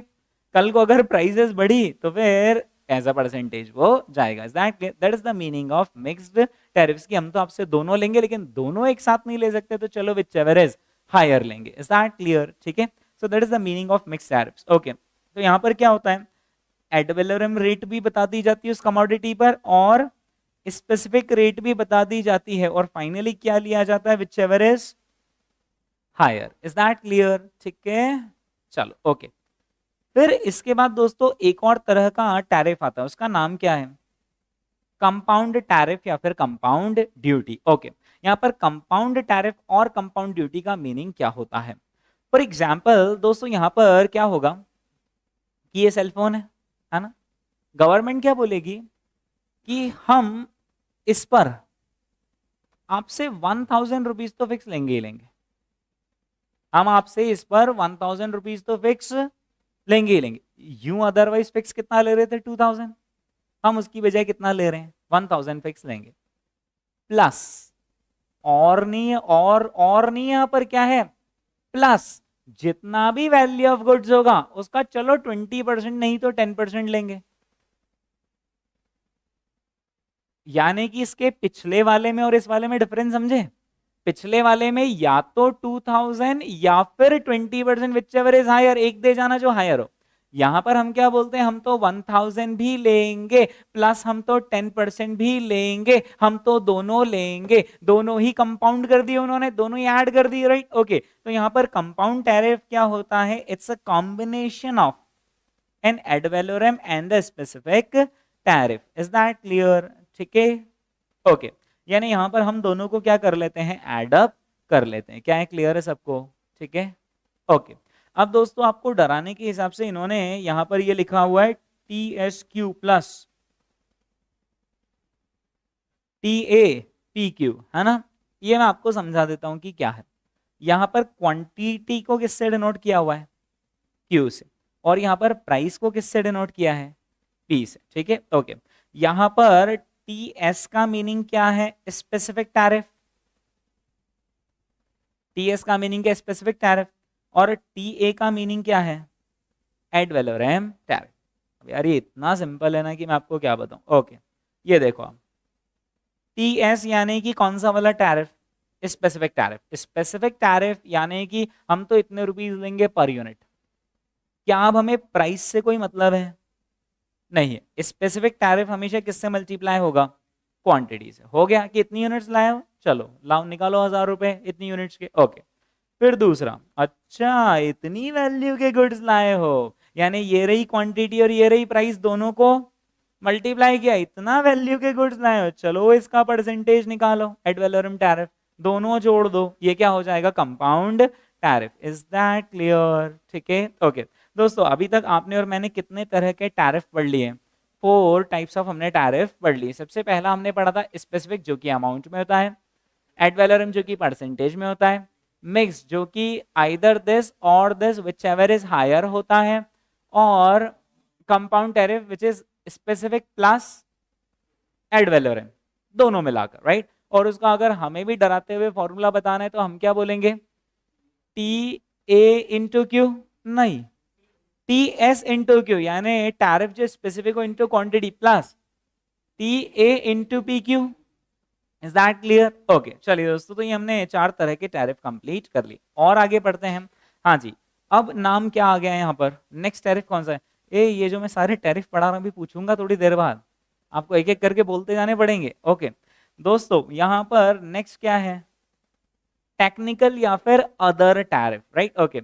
अब टेक्निकल टैरिफ का मीनिंग क्या होता है दोस्तों, अगर आपने आईडीटी पढ़ा हुआ है, जिसमें अगर आपने कस्टम्स के बारे में कुछ पढ़ा है, राइट ओके, आईडीटी में कस्टम्स नहीं है, ओके, वो फाइनल में आता है आपको, ठीक है।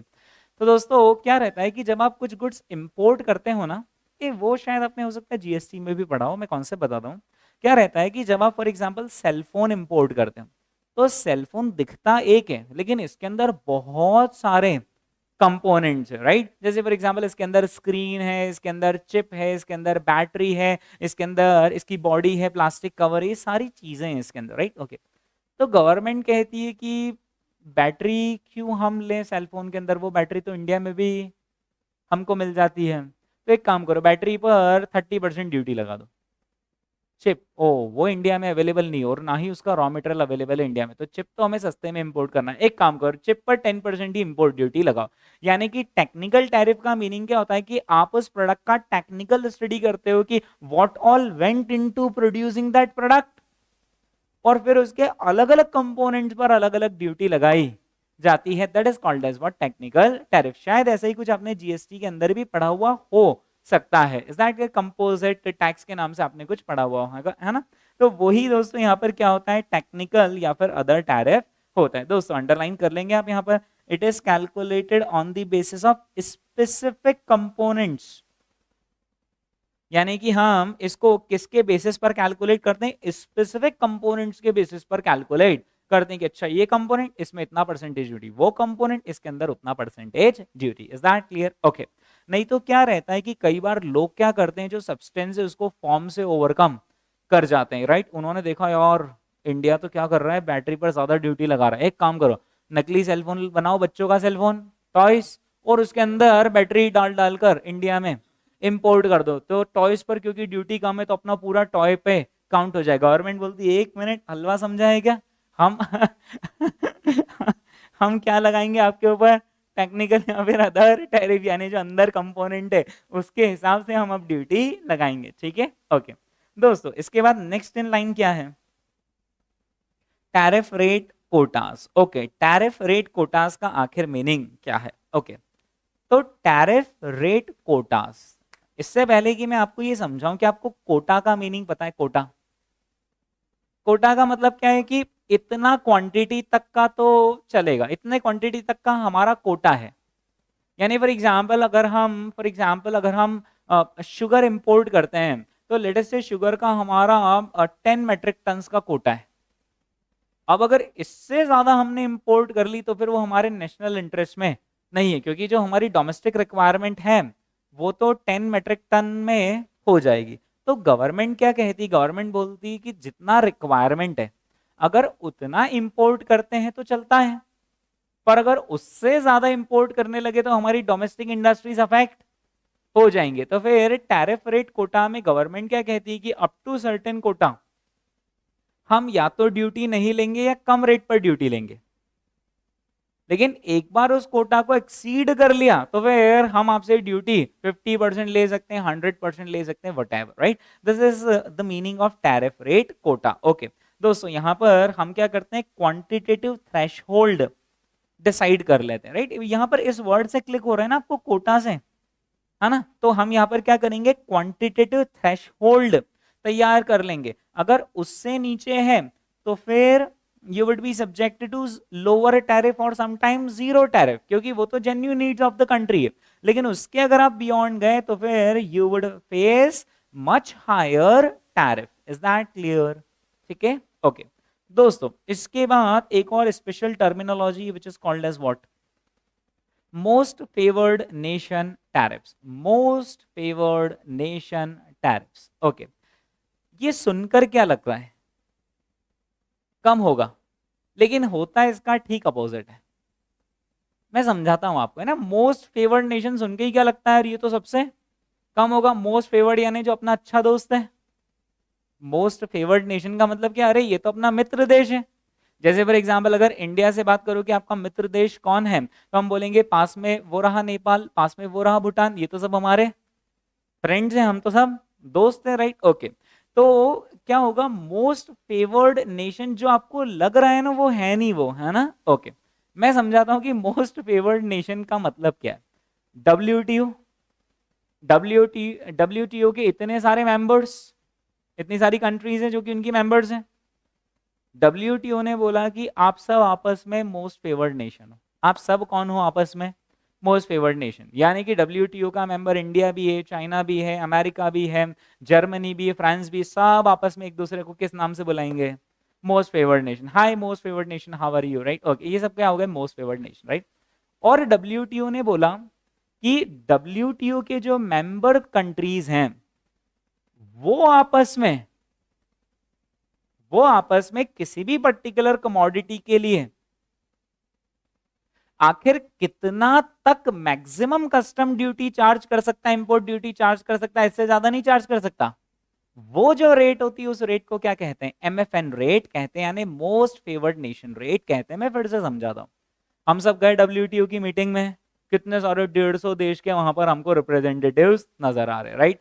डब्ल्यूटीओ में मीटिंग चल रही है, वहां पर डब्ल्यूटीओ के जो चेयरमैन साहब है वो स्पीच दे रहे हैं और वो कह रहे हैं कि एक नई कमोडिटी आई है, कोई सी भी नई कमोडिटी आई है। फॉर एग्जांपल लेट से मैं बदल लेता हूं, ये नई कमोडिटी आई है और इस न्यू कमोडिटी के लिए, जो भी कमोडिटी, राइट, इस न्यू कमोडिटी के लिए हम सभी आपस में मित्र देश मैक्सिमम 25% ड्यूटी चार्ज करेंगे। That is called as MFN rate. So most favoured nation rate क्या होती है, वो हाईएस्ट रेट होती है जो कि आपस में कंट्रीज एक दूसरे से चार्ज कर सकते हैं, इससे ऊपर आप चार्ज ही नहीं कर सकते। Is that clear? ठीक है, ओके। अब क्या होता है कि वहां पर दो देश के रिप्रेजेंटेटिव पड़ोस पड़ोस में बैठे, अमेरिका के रिप्रेजेंटेटिव बैठे हैं और कनाडा के रिप्रेजेंटेटिव बैठे हैं। आपको अमेरिका और कनाडा की ज्योग्राफिकल पोजीशन पता है ना, दोनों आपस में, है ना? और अमेरिका और चाइना आपस में लड़ाई करते हैं क्या? नहीं, नहीं करते हैं। क्या बात कर दी, कभी युद्ध नहीं होता है। हाँ मतलब यार ऐसे ठीक है, बोलचाल में क्या है, राइट?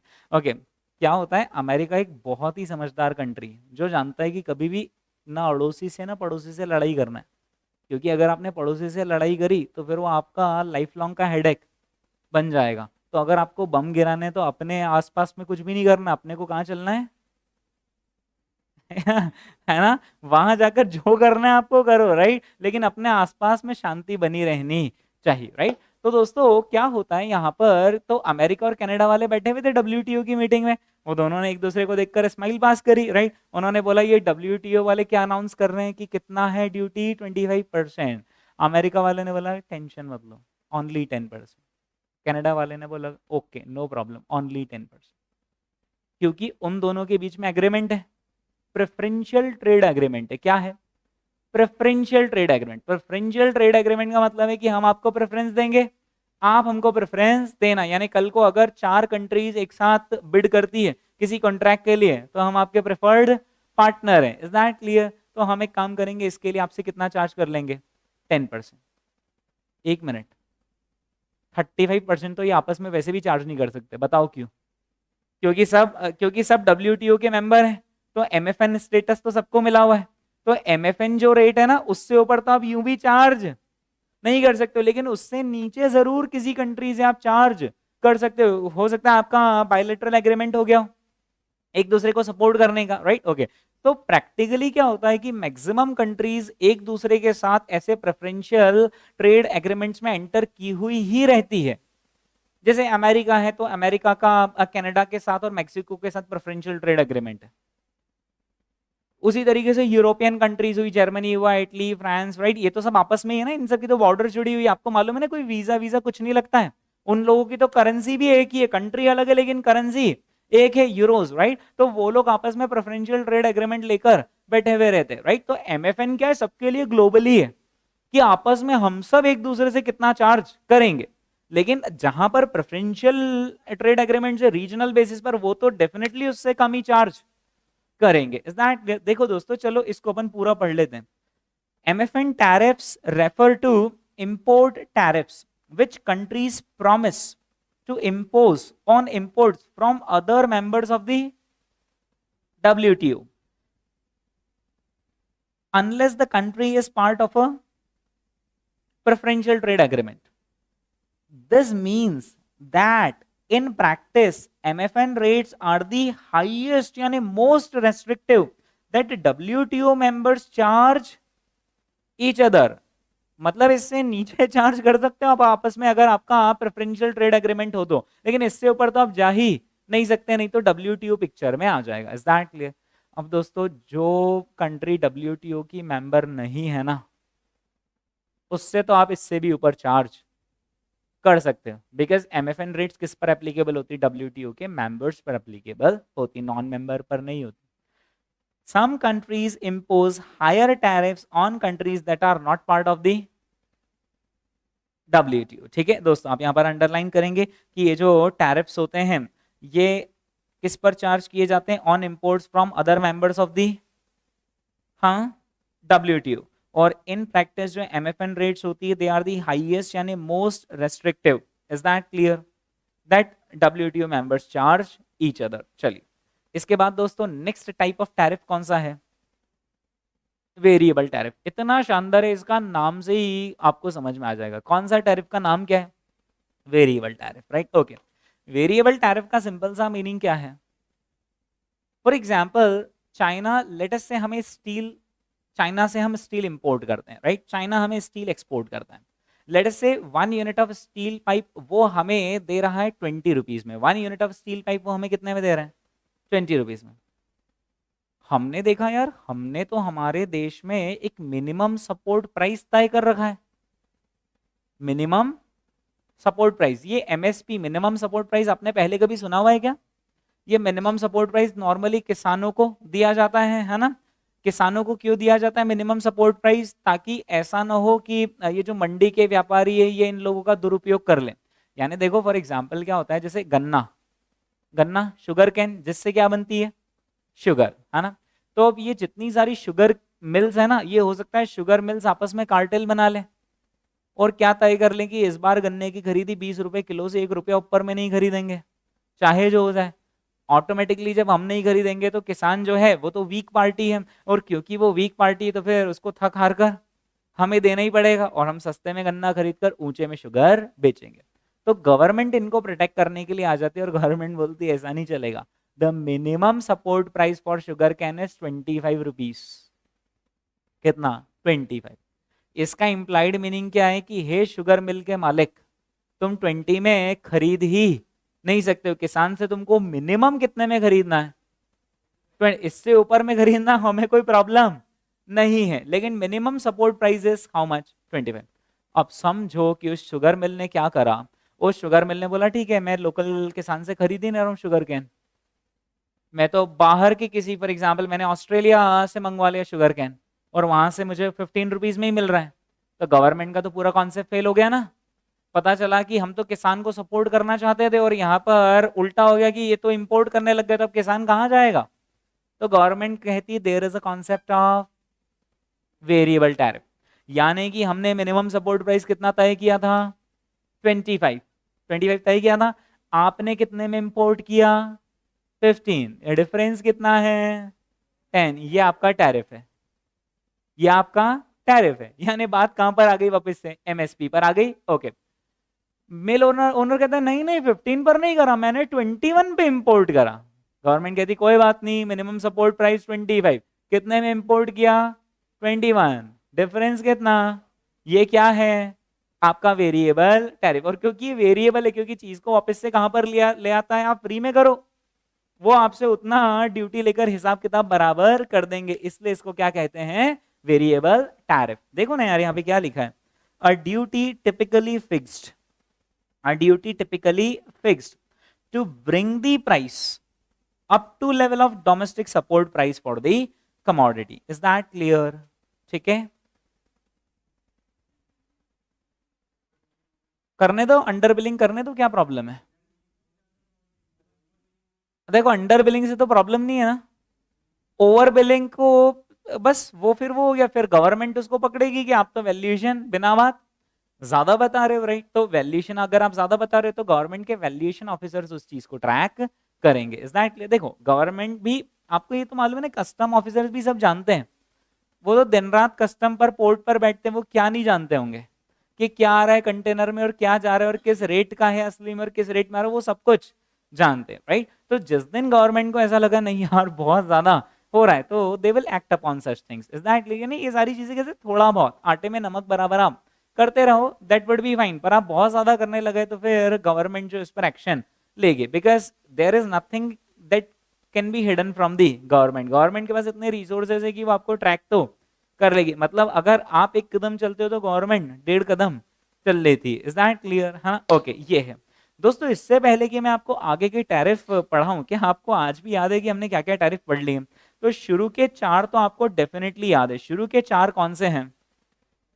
एक तो है स्पेसिफिक, एड वैलोरम, मिक्स्ड और कंपाउंड, है ना। उसके बाद हमने 4 और पढ़ लिए, राइट, जिसमें से एक तो क्या है, टेक्निकल, राइट। टेक्निकल यानी एक एक कंपोनेंट के हिसाब से टैक्स लगाना। फिर दूसरा कौन सा है, टैरिफ रेट कोटास। कोटास यानी कि up to a certain level of quota there would be a lower or may be zero tariff rates, but as you exceed the quantitative threshold या फिर quota limit, then rates could be much higher, ठीक है। फिर इसके बाद क्या है, most favoured Nations का मतलब होता है when the WTO, it is the rate that WTO members charge to each other, in practice it is the most prohibitive rate, it is the maximum rate. आपको उससे नीचे करना है, आप आपस में एक प्रेफरेंशियल ट्रेड एग्रीमेंट बनाकर कर सकते हो, वो आगे पढ़ेंगे प्रेफरेंशियल ट्रेड एग्रीमेंट क्या होता है, ठीक है। और सबसे आखिरी हमने कौन सा पढ़ा, variable tariff, to bring up the price to the minimum domestic support price. Is that clear? चलिए दोस्तों, कुछ पूछना चाह रहे हो? मोस्ट फेवर्ड नेशन टैरिफ है, हाँ, अरे वाह, देखो कितना सही डाउट पूछ रहा है बंदा। क्या पूछ रहे हैं कि सर ये जो मोस्ट फेवर्ड नेशन टैरिफ है, क्या ये किसी एक सिंगल कमोडिटी के लिए रहेगा या सारी कमोडिटी के लिए रहेगा? आप एक बात बताओ, ऐसा कभी कोई टैरिफ हो ही नहीं सकता है जो अक्रॉस ऑल कमोडिटीज लगे। मतलब आपको एग्रीकल्चर कमोडिटी इंपोर्ट करना हो तो भी है, अगर आपको कंप्यूटर इंपोर्ट करना है तो भी है, सेल फोन तो भी है, अगर आपको सैटेलाइट इंपोर्ट करना है तो भी है, टायर इंपोर्ट कर, नहीं नहीं नहीं, ये भी कैसा, कमोडिटी टू कमोडिटी वेरी करेगा। यानी हो सकता है डब्ल्यूटीओ मेंबर्स आपस में अग्री कर लें कि रबर अगर हम इंपोर्ट करेंगे तो 20% इज दी एमएफएन रेट। हाँ, वहां पर सब समझते हैं, मीटिंग में जो बैठते हैं ना वो समझते हैं एमएफएन रेट का मतलब क्या है। बस इससे ऊपर नहीं जा सकते, पर इससे नीचे आना है तो आ सकते हैं, क्योंकि डब्ल्यूटीओ क्या प्रमोट करता है कि इंटरनेशनल ट्रेड ना हो या हो तो इसलिए वो बोलेगा इससे ऊपर चार्ज नहीं कर सकते, इससे नीचे करना है। इससे खुशी की बात क्या है, क्योंकि जितना कम टैरिफ होगा उतना ज्यादा इंटरनेशनल ट्रेड होगा। Is that clear? तो ये हर कमोडिटी के लिए अलग अलग तय होता है। Is that clear? ओके दोस्तों, इसके बाद नेक्स्ट कौन सा हम पढ़ने वाले हैं?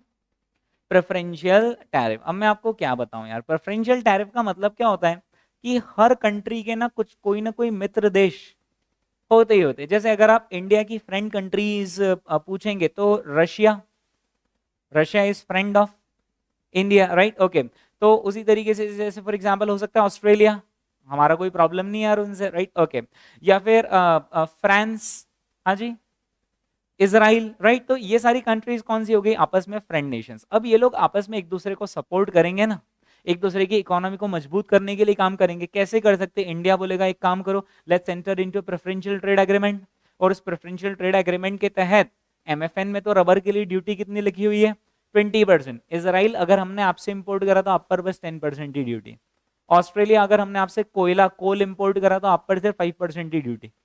तो हमने क्या करा, एक दूसरे को प्रेफरेंशियल ट्रीटमेंट दे दिया। तो हमेशा जो प्रेफरेंशियल टैरिफ्स रहेंगे वो एमएफएन के नीचे ही रहेंगे। Is that clear? ओके दोस्तों, लिखते हैं ना यहाँ पर, देखो ना, प्रेफरेंशियल ट्रेड एग्रीमेंट्स होते हैं under which lower tariffs than their MFN rates are agreed. Is that clear? Okay, अच्छा एक बात बताओ, क्या इंडिया जब ऑस्ट्रेलिया के साथ अग्रीमेंट करेगा कि हम आपसे कोयला इंपोर्ट करेंगे, कोल इंपोर्ट करेंगे तो सिर्फ 5% ही ड्यूटी लेंगे, तो क्या बदले में इंडिया और कुछ भी नहीं चाहेगा?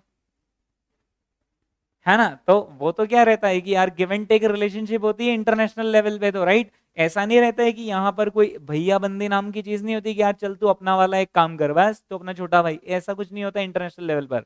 वहां पर तो कैसा रहता है, गिव एंड टेक रिलेशनशिप की, चलो हम आपको ये फेवर करते हैं, आप हमको ये फेवर कर दो। Is that clear? यानी कि ऑस्ट्रेलिया क्या बोलेगा, ठीक है सॉफ्टवेयर सर्विसेज अगर हम इंपोर्ट करेंगे और इंडिया से इंपोर्ट करेंगे तो उस पर ड्यूटी कम, उस पर हम रेस्ट्रिक्शंस कम लगाएंगे। Is that clear? So it is like a give and take relationship. मतलब ये कैसा रिलेशनशिप होता है दोस्तों, ये रेसिप्रोकल रिलेशनशिप होता है, both the countries would do something for each other. ठीक है, ओके।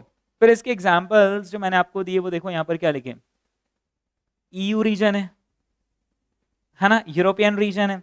यूरोपियन कंट्रीज अगर एक कंट्री दूसरे कंट्री तक गुड्स भेजती है ना तो वहां पर टैरिफ पता है क्या है, जीरो टैरिफ है। यानी कि इटली फ्रांस में एक्सपोर्ट कर सकता है, हाँ, कितनी इंपोर्ट ड्यूटी, 0%।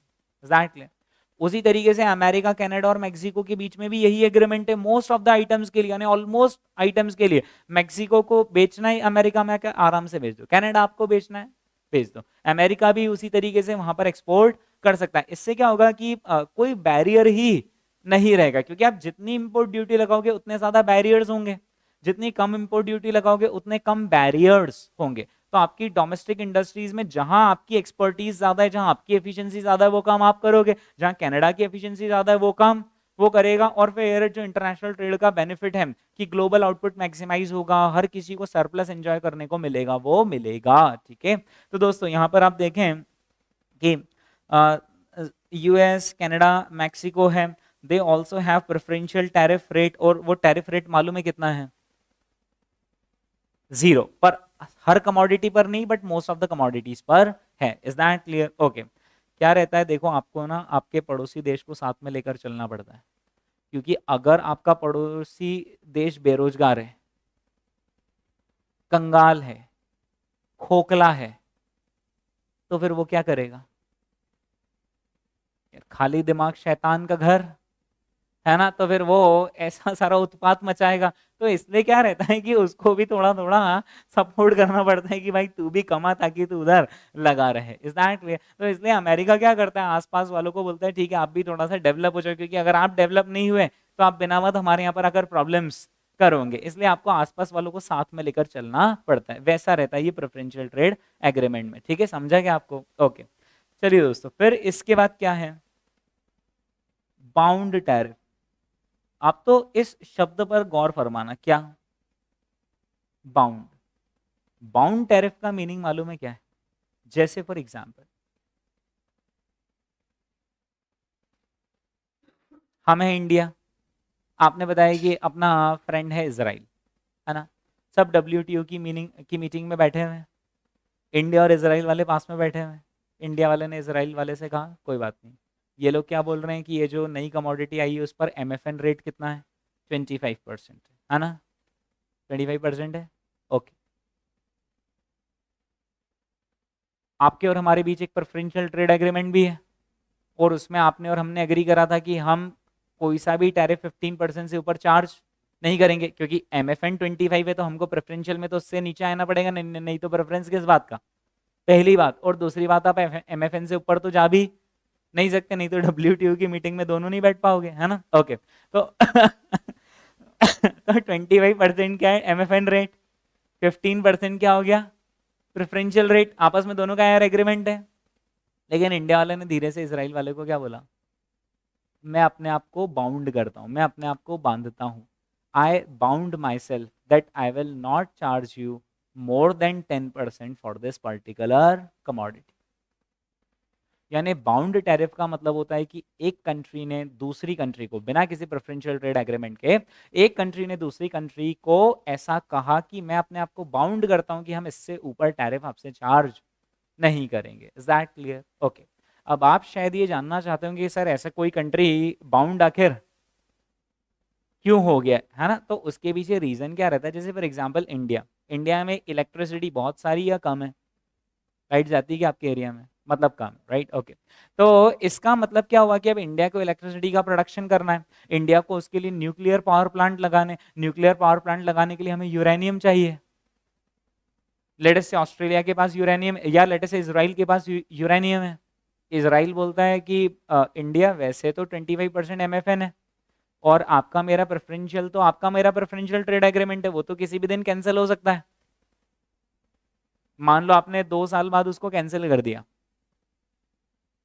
तो हमने जो यूरेनियम की हमारे यहाँ पर इंडस्ट्री सेटअप करी है कि हम इंडिया इतने बड़े देश को यूरेनियम सप्लाई करेंगे, तो आप तो हमारे इंपोर्ट ड्यूटी बढ़ा देंगे इंडिया में कभी भी जाकर, और अचानक से फिर हमारी तो इकोनॉमी डिस्टर्ब हो जाएगी। तो इंडिया वाला क्या बोलेगा? चलो एक काम करता, बाउंड टैरिफ कर लेते हैं। बाउंड टैरिफ कर लेते हैं का मतलब क्या है? कि मैं अपने आप को बाउंड कर लेता हूं कि मैं यूरेनियम पर इससे ज्यादा ड्यूटी नहीं लगाऊंगा, मंजे नहीं लगाऊंगा, 10%। ठीक है, पर इजराइल वाला कहता है कि एक मिनट, बाउंड तो कर लिया आपने, पर इसकी वैल्यू क्या? मतलब कल को आपने उठकर बोल दिया नहीं 10 की जगह 20, तो फिर क्या? तो ये जो बाउंड टैरिफ होता है ना, ये कहाँ पे रजिस्टर होता है? डब्ल्यूटीओ के पास रजिस्टर होता है, और जो चीज डब्ल्यूटीओ के पास रजिस्टर है आप उसको ऐसे ही थोड़ी ना कर, नहीं तो आप तो गए, है ना? पहली चीज। और दूसरी चीज, फिर भी अगर इंडिया को ऐसा लगता है कि नहीं यार वो बाउंड टैरिफ हमने गलती से एग्री कर लिया था, या अब उसकी हमें कोई जरूरत नहीं, हम तो इसको बढ़ाना चाहते हैं, हम तो 10% की जगह इसको कितना करना चाहते हैं? 15% करना चाहते हैं। तो उसके लिए दो चीजें, एक तो इसराइल को एग्री होना पड़ेगा, और उसके लिए इंडिया को किसी तरीके से कॉम्पेंसेट करना पड़ेगा for the loss that Israel is going to have. Is that clear? तो that sounds fair to you, right? तो बाउंड टैरिफ कोई भी कंट्री ऐसे खुशी खुशी बाउंड नहीं होगा, पर वो किसी मजबूरी में बाउंड होगा, लेकिन हो सकता है वो मजबूरी आगे ना रहे, तो उसके लिए ऐसी कंडीशन दे रखी कि ये जो बाउंड टैरिफ है, क्योंकि आप बाउंड हो रहे हो इसलिए सामने वाला आपके दम पर इन्वेस्टमेंट कर रहा है उसकी कंट्री में, तो अब आपको बाउंड रहना चाहिए, राइट? और नहीं रहते हैं बाउंड तो आपको कंपेंसेट करना पड़ेगा उसको लॉस के लिए, राइट? ओके, यानी दोस्तों सबसे पहले होता है एमएफएन, उससे नीचे कौन सा आता है? Preferential, right? और प्रेफरेंशियल से भी नीचे कौन हो सकता है? बाउंड, है ना? अभी तो बाउंड से भी नीचे जाएंगे, है ना? ओके, दोस्तों ये बाउंड टैरिफ में आप अंडरलाइन करेंगे, बाउंड टैरिफ आखिर क्या है? WTO member binds itself with a legal commitment. हाँ, ऐसी कोई बातचीत में नहीं, वहां पर हस्ताक्षर होंगे। Not to raise tariff rate above a certain level, यानी मैं वचन देता हूं कि मैं 10% से ऊपर टैरिफ आपसे नहीं लूंगा। और ये वचन सिर्फ वचन नहीं, इसको आपको वहां पर हस्ताक्षर करने पड़ेंगे। और कहां पर जा रहा है ये? WTO के सामने जा रहा है, राइट? ओके दोस्तों, अच्छा एक बात बताओ, ये ऐसा बाउंड टैरिफ क्या ग्लोबली हर कमोडिटी के लिए होगा या specific? Specific, right? So bound rates are specific to individual products, नहीं तो हम फंस जाएंगे, right? Okay, and it represents the maximum level of import duty. ये क्या बताता है? मैक्सिमम इंपोर्ट ड्यूटी जो मैं आपसे चार्ज करूंगा। लेकिन कल को अगर मेरी इच्छा हुई तो मैं 10 की जगह 8 भी कर सकता हूं। हाँ, उसमें तो किसी को कोई प्रॉब्लम, बाउंड टैरिफ का मतलब इससे ऊपर नहीं जाऊंगा, लेकिन इससे नीचे तो जा सकता हूं, right? So countries are free to impose a tariff that is lower. Is that clear? Okay. हाँ, पर फिर कल को अगर आपको आपका बाउंड टैरिफ बढ़ाने की जरूरत है, आपको लगता है नहीं यार 10% इज वेरी लेस, मुझे तो 10 की जगह कितना चाहिए? 15 चाहिए, कर सकते हो। Member can only increase its level after negotiating with its trading partner. आपको इजराइल के साथ मिल बैठकर बातचीत करनी पड़ेगी, और बातचीत से भी नहीं होगा, कॉम्पेंसेटिंग करना पड़ेगा them for possible losses of trade. जो भी उनका नुकसान हुआ उसकी भरपाई कर दो और आप अपने कमिटमेंट को ब्रेक कर सकते हो। Is that clear? ठीक है यार, इससे कितना फायदा हुआ ना, सामने वाला अब रिलाय कर सकता है हमारी कंट्री पर कि हाँ मैं उस कंट्री पर एक्सपोर्ट करूंगा और उसके लिए मैं एक्सपोर्ट यूनिट डालता हूँ, ऐसा सारा सेटअप करता हूँ, इन्वेस्टमेंट करता हूँ, because I now have an assurance कि ये बाउंड है कि इससे ज्यादा ड्यूटी नहीं बढ़ाएंगे, और कल को बढ़ाई तो फिर वो मुझे कॉम्पेंसेट करेंगे, राइट? तो यहाँ पर काफी ज्यादा ट्रांसपेरेंसी और प्रेडिक्टेबिलिटी आ जाती है। ठीक है, ओके दोस्तों, बाउंड टैरिफ के बाद क्या है? बाउंड टैरिफ के बाद क्या है? Applied tariffs.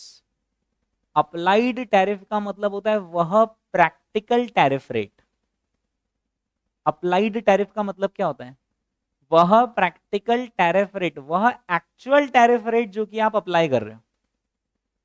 यानी आपने बाउंड तो कर लिया इसराइल के साथ कि मैं आपको वचन देता हूं कि 10% से ज्यादा मैं यूरेनियम पर नहीं चार्ज करूंगा import duty, but yes you are free to impose a lower tariff. और आपने बोला चलो ठीक है इसराइल, बस खुश हो जाओ, 8% ही लेंगे हम आपसे, या खुश हो जाओ हम आपसे 5% ही लेंगे। तो 5% को मैं क्या नाम दूं?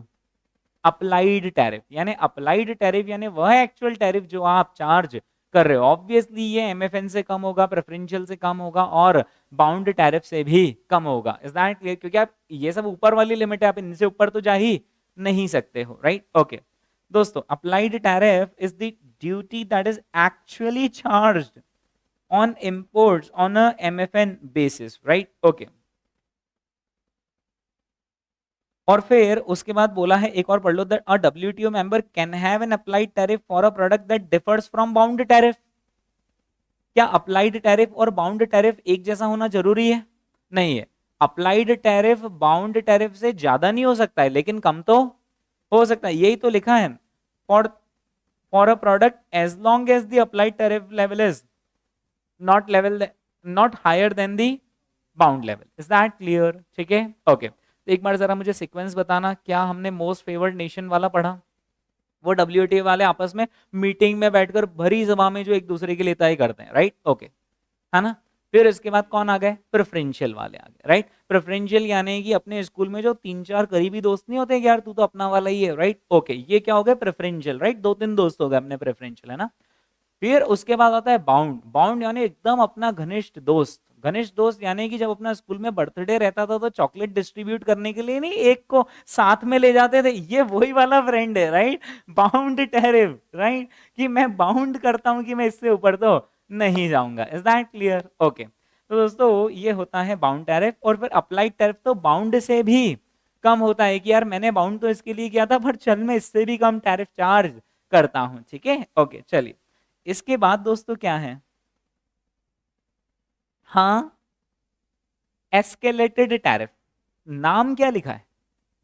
Escalated tariff. एस्केलेटेड टैरिफ का देखना कुछ ऐसा मीनिंग होता है। एस्केलेटर यानी तो आप समझते हो ना? ओके, तो दोस्तों एस्केलेटेड टैरिफ का मीनिंग देखना क्या होता है। लेट अस से कि ये है हमारे प्रोडक्ट की वैल्यू चेन। ये जो मैंने अभी ग्रीन कलर से बनाया है ना, ये क्या है, हमारे प्रोडक्ट की वैल्यू चेन। प्रोडक्ट की वैल्यू चेन का मीनिंग समझते हो क्या? क्या आपने स्ट्रेटेजिक मैनेजमेंट पढ़ रखा है क्या? ओके, वैल्यू चेन का मीनिंग क्या आता है वो आप समझते हो? वैल्यू चेन का मतलब क्या होता है कि जब ये सेलफोन बन रहा है तो ये सेलफोन सीधे ही तो नहीं बन गया, पहले इसके बहुत सारे कंपोनेंट्स बनाए गए होंगे। अच्छा, वो कंपोनेंट्स भी सीधे नहीं बन गए, उसके लिए भी कुछ बहुत सारा रॉ मटेरियल आया होगा, रॉ मटेरियल से क्या बना, कंपोनेंट्स, और कंपोनेंट से क्या बना, एक cell phone. Is that clear? Okay, तो ये कहलाता है प्रोडक्ट का वैल्यू चेन। तो प्रोडक्ट के वैल्यू चेन का मतलब होता है कि कहाँ से रॉ मटेरियल आया, फिर उसकी प्रोसेसिंग हुई, फिर कंपोनेंट्स बने, फिर प्रोसेसिंग हुई, फिर फिनिश गुड्स बनाए, and so on, right. So value chain यानी कि the chain of activities that you are performing to bring value to the product, to improve value of the product, right. तो क्या क्या chain of activities आप कर रहे हैं। अब यहाँ पर एस्केलेटेड टैरिफ का मीनिंग मालूम है क्या है? इंडिया कहेगा कि अगर रॉ मटेरियल इंपोर्ट कर रहे हैं तो रॉ मटेरियल तो वैल्यू चेन की स्टार्टिंग पॉइंट हो गया, तो एक काम करो, रॉ मटेरियल पर कम ड्यूटी चार्ज करो। कितना परसेंट? 5%। लेकिन अगर फिनिश गुड्स आप इंपोर्ट कर रहे हो तो फिर इंपोर्ट ड्यूटी ज्यादा चार्ज करेंगे। कितना? 25%। तो आप सोच पा रहे हो क्या कि इसके पीछे क्या लॉजिक है? ताकि हम हमारी डोमेस्टिक मैन्युफैक्चरिंग इंडस्ट्रीज को सपोर्ट करें कि यार अगर आप कच्चा माल लाकर यहाँ बना रहे हो तो सिर्फ 5% ही टैरिफ है, लेकिन आप बोल रहे हो नहीं बना बनाया लेकर आऊंगा तो फिर हम थोड़ा सा ज्यादा टैरिफ चार्ज करेंगे, ताकि हम फिनिश गुड्स को रेस्ट्रिक्ट कर सके, डिस्करेज कर सकें, और हमारी मैन्युफैक्चरिंग इंडस्ट्रीज को प्रोटेक्ट कर सकें। Is that clear? तो such kind of tariff if imposed is called as what? Escalated tariff. यानी जैसे जैसे product moves up the value chain the tariff rates will go higher. Is that clear? ठीक है, चलिए okay दोस्तों, यहां पर आप अंडरलाइन कर लेंगे। Tariff rates on imports of manufactured goods are higher than rates on intermediate inputs and raw materials. Is that clear? जो inputs हैं, जो raw materials हैं, उस पर रेट कम होगा, लेकिन जो फिनिश गुड्स है उस पर रेट ज्यादा होगा। Is that clear? ठीक है, ओके दोस्तों, देखा जाए तो ये सही तरीका नहीं है, इंटरनेशनल ट्रेड के रूल के खिलाफ है। मतलब इंटरनेशनल ट्रेड क्या कहता है कि नहीं, आप एक जैसा चार्ज करो, 5% ही रॉ मटेरियल पर और 5% ही मैन्युफैक्चर्ड प्रोडक्ट पर। आपने अगर ऐसा करा कि यहाँ 25 कर लिया तो डिस्करेज हो रही ना दूसरी कंट्री की मैन्युफैक्चरिंग। अरे एक मिनट यार, नहीं ये आप इंडिया के एंगल से सोच रहे हो तो सही है, पर WTO के एंगल से तो ये गलत है ना। फिर तो हर कंट्री क्या करेगी, रॉ मटेरियल का रेट कम रख देगी कि रॉ मटेरियल इंपोर्ट करने के लिए हम तैयार हैं, पर फिनिश गुड्स नो, 50%, 100%। तो फिर WTO बोलेगा यार ये तो कुछ हुआ ही नहीं। WTO पता है क्या कहता है कि उस देश में चीज बने जहां वो सबसे ज्यादा एफिशिएंटली प्रोड्यूस हो पा रही है, और दूसरी कंट्री कोई सी दूसरी चीज बनाए जहां पर वो लोग एफिशिएंटली कर पा रहे हैं। लेकिन आप तो बोल रहे हो कि नहीं नहीं, अगर वहां प्रोडक्शन हो रहा है तो मैं नहीं लेने वाला, और अगर आप मुझे दे रहे हो तो मैं तो इतनी सारी ड्यूटी लूंगा। तो फिर पता चलेगा कि जिस कंट्री की मैन्युफैक्चरिंग जहीं हो रही है, अरे जिस कंट्री की मैन्युफैक्चरिंग फिर जहां ही हो रही है, तो फिर कभी भी आप दूसरी कंट्री के लिए तो प्रोडक्शन ही नहीं करोगे, तो इकोनॉमीज ऑफ स्केल और ये सारे बेनिफिट होंगे ही कहाँ। Is that clear? तो देखा जाए तो WTO क्या कहता है कि इस तरह का जो टैरिफ है वो कैसा है, डिस्क्रिमिनेटरी है, राइट। यानी आप दूसरों की मैन्युफैक्चरिंग प्लांट्स के अगेंस्ट डिस्क्रिमिनेशन कर रहे हो, राइट। ओके यार आपने तो इनडायरेक्टली अपने मैन्युफैक्चरिंग प्लांट को यूं ही फायदा दे दिया ना कि तू बना, मैं बैठा हूं, और कल को अगर सामने वाला बनाकर भेजता है तो मैं उससे ज्यादा टैरिफ ले लूंगा, तो डिस्क्रिमिनेशन ही हुआ। Is that clear? यहाँ पे फ्री ट्रेड अब हुआ ही कहाँ। Is that clear? ओके दोस्तों, ये हमने क्या देखा, एस्केलेटेड टैरिफ देखा। ओके अब इसके बाद ये लगा नहीं सकते क्या? फिर क्या इसमें क्या रहता है ना, बहुत कॉम्प्लिकेशन रहती है, क्योंकि सीधे सीधे एक रॉ मटेरियल से एक ही प्रोडक्ट नहीं बनता, एक रॉ मटेरियल से भी मल्टीपल प्रोडक्ट बनते हैं, राइट। तो इतना कॉम्प्लेक्स मैटर रहता है कि आप उसको हाइड होकर लगा सकते हैं, यानी आप किसी और इंटेंशन से किसी और चीज के पीछे छुपकर लगा सकते हो, राइट। मतलब आप लगा सकते हो अल्टीमेटली, है ना। ओके और उसको लगाने का जस्टिफिकेशन भी आप दे सकते हो, ये बता सकते हो कि देखो हमारे इंडिया में अगर मैन्युफैक्चरिंग होती है तो हम मैन्युफैक्चरर पर इतना एक्साइज ड्यूटी लेते हैं, तो अब अगर हम इम्पोर्ट ही करने सीधे तो फिर है ना, हमारी तो एक्साइज ड्यूटी का नुकसान हो गया ना। लोकल मैन्युफैक्चरिंग होती तो हमारे यहाँ पर हमको एक्साइज ड्यूटी मिलती, अब क्योंकि आप बनाकर भेज रहे हो तो चलो आप थोड़ा सा हायर इंपोर्ट ड्यूटी दे दो। Is that clear? ऐसा सब होता है ना। ओके दोस्तों, इसके बाद क्या है, there is something that is called as what, prohibitive tariff. मतलब नाम से ही समझ में आ रहा है, चलो बताओ क्या समझ में आ रहा है। प्रोहिबिटिव टैरिफ मतलब इतना हाई रेट कि इंपोर्ट करके बता दो हमारी कंट्री में तो जाने। मतलब इतना हाई रेट की 300% का कस्टम्स ड्यूटी, मतलब 100 रुपए की चीज है और 300 रुपए तो कस्टम ही देना पड़ेगा, 400 रुपए। अब आपकी इच्छा हो तो कर दो आप इनको, राइट। जैसे फॉर एग्जांपल इंडिया ने बोला कि एप्पल के प्रोडक्ट्स, एप्पल को इंडिया ने बोला कि या तो आप हमारी कंट्री में आकर मैन्युफैक्चरिंग करो, हम ऐसा नहीं करेंगे कि एप्पल का प्रोडक्ट और चाइना में मैन्युफैक्चर हो रहा है और इंडियंस इंडियंस कंज्यूम कर रहे हैं, हमको नहीं चलेगा। आपकी इच्छा हो तो आप एक काम करो, इंडिया में आकर फैक्ट्री लगा दो। एप्पल बहाने बनाने लगा, नहीं वो इंडिया में तो हाईवेज अच्छे हैं, वो चाइना में तो हाईवे अच्छे हैं और ये फैसिलिटी वो फैसिलिटी है। इंडिया ने बोला ठीक है 300%। अपने आवाज आएगा बिना हाईवे के। तो दोस्तों यहाँ पर प्रोहिबिटिव टैरिफ का मतलब क्या होता है कि प्रोहिबिटिव टैरिफ यानी कि बहुत high rate. Is that clear? कि इंपोर्ट, हाँ जी, हाँ सर, यहाँ पर एमएफएन से तो ऊपर जा ही नहीं सकता, लेकिन प्रोहिबिटिव टैरिफ का मतलब क्या होता है? अब इसमें दो चीजें। सबसे पहला, कुछ कुछ ऐसी कमोडिटीज रहती है जिसके लिए एमएफएन रेट भी बहुत हाई रहती है, राइट, जो कि कंट्रीज आपस में चाहती नहीं है तो हम लोकली ही प्रोड्यूस करेंगे, राइट। तो कुछ कंट्रीज में एमएफएन रेट हाई रहती है और एमएफएन यूजुअली लोअर नहीं रहेगी, एमएफएन यूजुअली हायर साइड पर रहेगी, राइट। ओके, और कुछ कंट्रीज होंगी जो डब्ल्यूटीओ की मेंबर ही नहीं होंगी। कुछ ऐसी कमोडिटीज होंगी जो कि एमएफएन जिसके लिए रेट ही नहीं होगी, तो फिर उसमें तो आपको पूरा का पूरा रूम मिल रहा है कि आपको कितना चार्ज करना है। Is that clear? But practically अगर आप वो एमएफएन की कैटेगरी में आ रहा है तो आप यहां तक पहुंच ही नहीं पाओगे, है ना। ओके, लेकिन हाँ अगर आप नॉन डब्ल्यूटीओ मेंबर हो तो फिर तो ये जा सकता है। और दूसरा, अगर वो एमएफएन से रेगुलेट नहीं हो रही है उस कमोडिटी की रेट, एमएफएन की रेट उस कमोडिटी के लिए एग्जिस्ट ही नहीं करती, then you are free to impose any tariff. Is that clear? Okay, but yes ये बहुत लेस पॉपुलर होगा, आप ऐसा कर ही नहीं सकते हो, नहीं तो वो डब्ल्यूटीओ जो है उसका एग्जिस्ट होने का पर्पज ही नहीं रह जाएगा। तो ये बहुत ही लेस केसेस में, देखो ना अपने सिलेबस में भी सिर्फ एक लाइन ही तो लिखी है।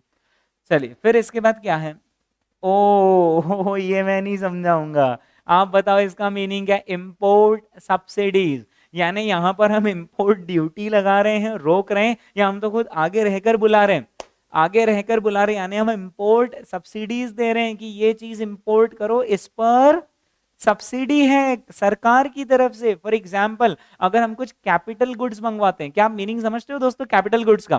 कैपिटल गुड्स यानी कि machines, plants, automatic plants, right. तो इंडिया कहता है यार उसके लिए तो हम इंपोर्ट ड्यूटी आपको सब्सिडी दे देंगे, उसमें हम ड्यूटी क्यों लगाएं?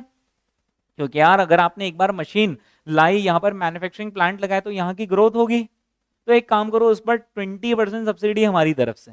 Is that clear? तो कई बार गवर्नमेंट इंपोर्ट पर सब्सिडी भी देती। Is that clear? या फिर दूसरी सिचुएशन हो सकती है कि लेट से हमारे देश में शुगर का प्रोडक्शन, शुगर का आउटपुट इस बार बहुत कम निकला, तो जब शुगर का आउटपुट कम निकला तो इंडिया में डोमेस्टिक रेट्स बढ़ जाएगी। अब कैसे कंट्रोल करें यार इस सिचुएशन को? एक तो आउटपुट नहीं है, ऊपर से प्राइसेस हाई है, गवर्नमेंट क्या करेगी? इंपोर्ट सब्सिडी लगा देगी। शुगर के इंपोर्ट पर there is a subsidy of 20%। हर कोई क्या करेगा? बाहर से इंपोर्ट कर लेगा और प्राइसेस स्टेबलाइज हो जाएंगे। So there could be various reasons because of which import subsidies might exist. ठीक है, फिर दोस्तों इसके बाद क्या है बताओ यार?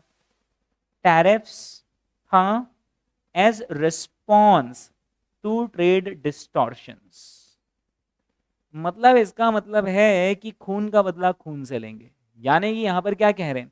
टैरिफ्स एज रिस्पॉन्स टू, हाँ, ट्रेड डिस्टॉर्शन। ट्रेड डिस्टॉर्शन का मीनिंग समझते हो? अगर चाइना ने क्या किया, उनकी स्टील सेक्टर को किसी भी तरीके से बैकएंड से सपोर्ट किया कि आप तो आउटपुट बढ़ाओ और भेजो आप तो इंडिया में, राइट, ओके, और आउटपुट बढ़ाकर इंडिया में भेजो और इंडिया में सस्ते से सस्ते में सेल करो। तो दोस्तों जैसे इंडियन गवर्नमेंट को ये बात पता चलेगी, इंडियन गवर्नमेंट क्या आंख बंद कर बैठी रहेगी? नहीं, they would impose tariffs as response to trade distortions. अब इसमें दो तरह के टैरिफ्स मेनली होते हैं. सबसे पहला होता है एंटी डंपिंग ड्यूटी. सबसे पहला क्या रहता है? Anti dumping duty. ठीक है, एंटी डंपिंग ड्यूटी का मतलब क्या होता है वो मैं आपको समझाता हूं. डंपिंग करने का मतलब आप समझ गए क्या?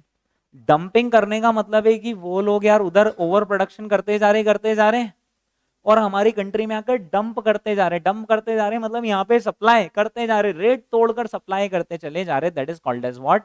Dumping. Is that is called as dumping.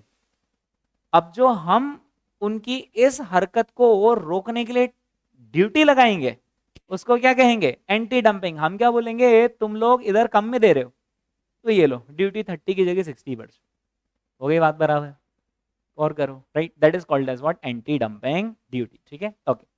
अब क्या रहता है कि अगर डेफिनेशन नहीं दी जाए ना कि डंपिंग किसको कहते हैं, तो हर नेशन डब्ल्यूटीओ में पहुंच जाएगा और बोलेगा देखो ये लोग डंपिंग कर रहे हैं मैं तो ड्यूटी लगा रहा हूं, देखो इसने डंपिंग करी मैं तो ड्यूटी लगा रहा हूं.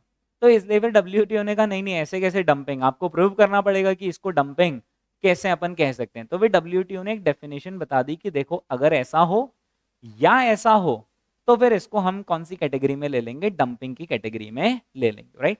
दो बातें उन्होंने बताई. उन्होंने बोला या तो चाइना में जो उसकी कॉस्ट ऑफ प्रोडक्शन है, जो उसकी एवरेज कॉस्ट ऑफ प्रोडक्शन है, मान लो स्टील की कॉस्ट ऑफ प्रोडक्शन है लेट अस से 50 रुपीज और वो इंडिया में आकर 50 से कम में सेल कर रहा है तो हाँ ये तो क्लियर कट केस ऑफ क्या है? डंपिंग. के भाई जितने में तुम प्रोडक्शन नहीं कर पा रहे हो उससे कम में तुम हमारे यहाँ पर सेल कर पा रहे हो, यानी तुम्हारे इरादे नेक नहीं है. पहला. ठीक है. दूसरा ये कि चाइना में आप जिस प्राइस पर सेल कर रहे हो उससे कम प्राइस पर हमारे यहाँ पर सेल कर रहे हो. क्यों? इतना कैसे प्यार मोहब्बत की, वहां ऊंचे में सेल कर रहे हो और हमारे यहाँ पर कम में सेल कर रहे हो. तो ये दोनों ही केस कहां पर आते हैं? डंपिंग में आते हैं. कि दोनों सिचुएशन में या तो आपकी एवरेज कॉस्ट ऑफ प्रोडक्शन से कम में आप हमारी कंट्री में सेल कर रहे हो या फिर आपकी जो सेलिंग प्राइस है चाइना में आप उससे कम में इंडिया में सेल कर रहे हो. दोनों ही क्या कहलाएंगे? डंपिंग कहलाएंगे. और फिर इस देश की सरकार को पूरा पूरा हक होगा कि ये एंटी डंपिंग ड्यूटी लगा दे और हे चाइना फिर तो तुम डब्ल्यूटीओ में जाकर हमारी शिकायत भी नहीं कर पाओगे, राइट? डब्ल्यूटीओ इस अपील को खारिज कर देगा कि आप लोग डंपिंग कर रहे थे, सामने वाले ने क्या गलत किया. Is that clear? ठीक है, ओके. अब आप शायद ये सोच रहे हो कि सर जो एवरेज कॉस्ट ऑफ प्रोडक्शन है, जब आप यही देख रहे हो कि एवरेज कॉस्ट ऑफ प्रोडक्शन अगर 50 रुपीज है उससे नीचे में सेल कर रहा है तो क्या है? डंपिंग. सर नॉर्मली तो उसकी खुद की उसकी कंट्री में जो सेलिंग प्राइस होगी वो ज्यादा ही होगी, मान लो 55 होगी. तो सर जब हम 50 से ही कंपेयर कर रहे हैं तो 55 से करने की क्या जरूरत है? क्या आ रहा है क्या मन में डाउट? या फिर ये भी डाउट आ सकता है कि सर मान लो वो उसकी खुद की कंट्री में 50 में बना रहा हो और बेच रहा है उसकी कंट्री में 40 में और हमारी कंट्री में 35 में ही बेच रहा है तो डंपिंग हुई. और अगर 35 की जगह हमारी कंट्री में 45 में बेच रहा है, यानी समझ रहे हो किस्सा क्या है? कि वो 50 रुपीज में प्रोड्यूस कर रहा है वहां पर, उसकी कंट्री में कितने में सेल कर रहा है? 40 में. और हमारे यहाँ कितने में सेल कर रहा है? 45. यानी सर उसकी सेलिंग प्राइस से तो हमारे यहाँ सेलिंग प्राइस ज्यादा है लेकिन कॉस्ट ऑफ प्रोडक्शन से तो कम है, तो भी इसको डंपिंग ही माना जाएगा. Is that clear? मतलब दोनों में से किसी से भी आप नीचे आ गए तो that is a case of dumping. ठीक है, दोनों नहीं और है.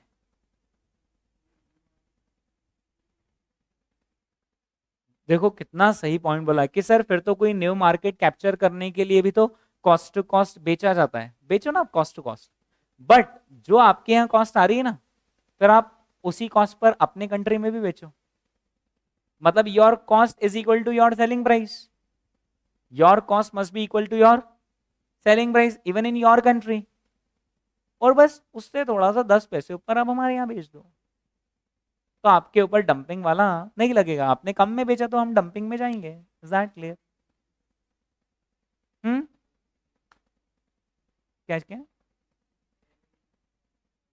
Average cost of production. हाँ, एवरेज कॉस्ट ऑफ प्रोडक्शन. हाँ, ओके.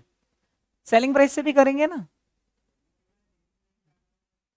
सेलिंग प्राइस ज्यादा हो तो उसको छोड़ देंगे, कॉस्ट ऑफ प्रोडक्शन से कंपेयर करेंगे। ठीक है, देखो एक क्या होता है कि यूजुअली तो सेलिंग प्राइस ज्यादा होगी, है ना, but cost of production usually कम होगी, और आपकी जो कॉस्ट ऑफ प्रोडक्शन आप उससे कम में हमारे यहाँ बेच कैसे सकते हो, आपको उससे ज्यादा में ही सेल कर रहे हैं। ठीक है, पर आप अपनी कंट्री में 20% मार्जिन पर बेच रहे हैं, है ना, और हमारी कंट्री में आप 1% मार्जिन पर बेच रहे हो, तो ये तो गलत हो गया ना। यानी आप हमारी कंट्री की जो कंपनीज है उनको तो आप नुकसान ही दे रहे हो ना, उनका तो मार्जिन आप खा गए, सारा बिजनेस कैसे करेगा सामने वाला। तो इसलिए कंडीशन क्या रखी गई कि आपकी जो सेलिंग प्राइस है उससे भी ऊपर होना चाहिए, और आपकी जो कॉस्ट ऑफ प्रोडक्शन है उससे भी ऊपर होना चाहिए। ठीक है, और सेलिंग प्राइस और कॉस्ट ऑफ प्रोडक्शन दोनों को इसलिए रखा गया क्योंकि वैसे कॉस्ट ऑफ प्रोडक्शन अपने आप में बहुत मजबूत चीज है, पर कॉस्ट ऑफ प्रोडक्शन को कोई भी इजीली मैनिपुलेट कर सकता है। कॉस्टिंग पे यार अपन ही पढ़ाते हैं, कॉस्टिंग अपन एक काम करेंगे, अगर अपन 3 प्रोडक्ट बना रहे हैं, एक काम करो, ये प्रोडक्ट अपन एक्सपोर्ट कर देंगे, इस पर कॉस्ट कम ट्रेस करो, दूसरे प्रोडक्ट पर कॉस्ट ज्यादा ट्रेस कर दो, यार बहुत सारी कॉमन कॉस्ट लगती है यार। जैसे ही आपने एक्सपोर्टिंग प्रोडक्ट पर कॉस्ट कम ट्रेस करी तो उसकी कॉस्ट कम दिखा दोगे आप सरकार को, देखो हम तो इतने में ही प्रोड्यूस कर रहे हैं, तो फिर सरकार बोलती है एक मिनट, सेलिंग प्राइस उससे भी कंपेयर करो, क्या आप सही में प्रोड्यूस भी कम पे कर रहे हो और सेल भी कम पे कर रहे हो, हाँ तो फिर तो ठीक है, फिर तो हम इसको जेन्युइन केस मानेंगे। Is that clear. तो दोस्तों यहाँ पर डंपिंग के डेफिनेशन में क्या आ जाता है, dumping occurs when below the sales price or below their full average cost of product, right। यानी कि यहाँ पर below the selling price या फिर below the full average cost of product अगर आप सेल करते हो तो that is called as the case of dumping, है ना। और हम समझ जाएंगे कि इसके पीछे आपके इरादे क्या हैं, इरादे नेक नहीं है, you wish to harm the domestic producers, तो अब हम क्या करेंगे, ये तो अनफेयर चीज हो रही है ना, तो अब हम क्या करेंगे, उसके लिए हम एंटी डंपिंग मेजर्स लेंगे। एंटी डंपिंग मेजर्स लेंगे का मतलब क्या है कि हम एंटी डंपिंग ड्यूटी इस पर लगाएंगे। Is that clear. ठीक है, बोलो यस। डब्ल्यूटीओ कहता है कि हे हर कंट्री प्लीज एंटी डंपिंग का, हमने एंटी डंपिंग ड्यूटी का हथियार तो आपको दे दिया है, पर ये हथियार सिर्फ किस लिए, आपको अपने आप को बचाने के लिए। और दूसरी बात, इस हथियार को बार बार मत निकालना, थोड़ा ज्यादा सीरियस इंजरी हो, यानी ऐसा नहीं हो कि थोड़ा सा भी कुछ हुआ कि आप अपनी इंडस्ट्री को प्रोटेक्ट करने आ गए, थोड़ा सा उनको भी तो सरवाइव करने दो, राइट। पर हाँ अगर सीरियस इंजरी जैसे सिचुएशन हो तो फिर आप उनको बचाने के लिए एंटी डंपिंग ड्यूटी का सहारा ले सकते हो, राइट। और फिर the protection must be in the national interest. Is that clear. ठीक है, ओके दोस्तों एक और ड्यूटी पढ़नी है बस, फिर हमारी ये ड्यूटीज वाला जो एस्पेक्ट है वो खत्म हो जाएगा, है ना, टैरिफ्स। हाँ जी, कौन सी है, countervailing duties. Okay, it is really important to know the difference between anti dumping duty and countervailing duty. ठीक है, ओके। एंटी डंपिंग में 2 पार्टीज होती हैं। एंटी डंपिंग में कितनी पार्टीज होती हैं, 2 पार्टीज। एक तो उस कंपनी, उस कंट्री का प्रोड्यूसर, दूसरी कंट्री का प्रोड्यूसर जो एक्सपोर्ट कर रहा है वो, और हमारी कंट्री का इंपोर्टर। अगर उस कंट्री का एक्सपोर्टर गलत इरादों से हमारी कंट्री के इंपोर्टर को नुकसान पहुंचाना चाहता है, या तो फुल कॉस्ट ऑफ प्रोडक्शन से कम पर सेल करना चाहता है, या जितने में वहां सेल कर रहा है उससे कम पर सेल करना चाहता है, तो इंडियन गवर्नमेंट बीच में आकर क्या लगा देगी, एंटी डंपिंग ड्यूटी। ठीक है ना, ओके।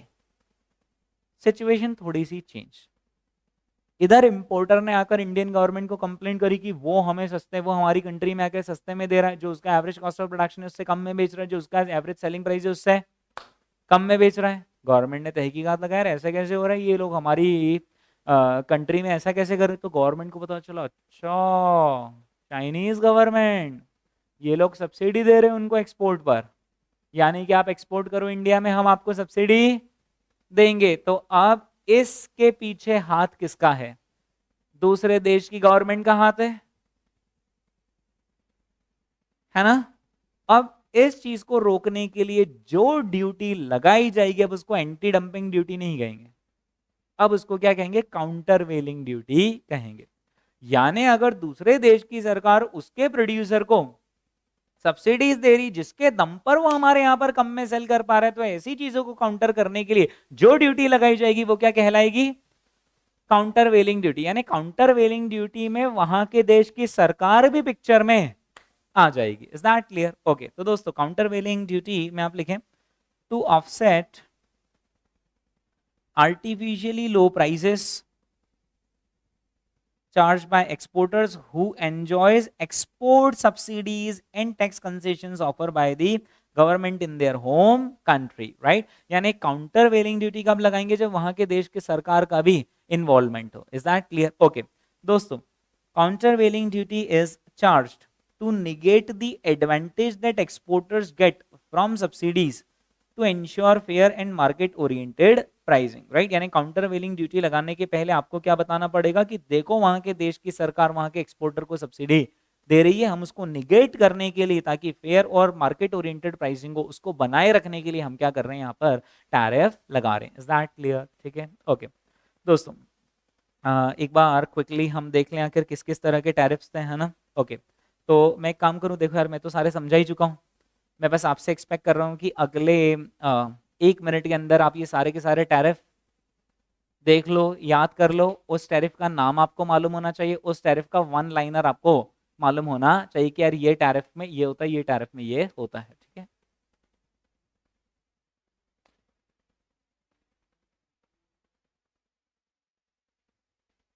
सर जो ये लास्ट वाला था काउंटर वेलिंग, उसमें डब्ल्यूटीओ को प्रूव करना। यस, आपको डब्ल्यूटीओ को तो मतलब आप लगा दो ड्यूटी अगर आपको सही लग रहा है तो, पर सामने वाला अगर डब्ल्यूटीओ में जाकर कंप्लेंट करेगा तो फिर आपको विथ प्रूफ बताना पड़ेगा कि देखो आपके देश में ऐसा हो रहा है जिसकी वजह से हमने काउंटर वेलिंग ड्यूटी लगाई है। देखो क्या रहता है कि कोई से भी देश की सरकार ना छोटी छोटी बातों पर डब्ल्यूटीओ में नहीं जाएगी, राइट। अदरवाइज क्या रहता है कि आपकी एक नेशनल रेपुटेशन नाम की भी चीज होती है। यार ये तो रोज ही आ जाते हैं डब्ल्यूटीओ में, इनका केस एक काम करो, इनको 2 महीने बाद की तारीख लगाओ। एग्जैक्टली इतना सिंपल। तो you would also go for major things जिसका थोड़ा सिग्निफिकेंट इम्पैक्ट, राइट। छोटा मोटा हर कंट्री चलाता है, राइट। थोड़ा बहुत अनफेयर चलता है, अब क्या करें यार, ये बिजनेस है ना, थोड़ा बहुत अनफेयर चलता है।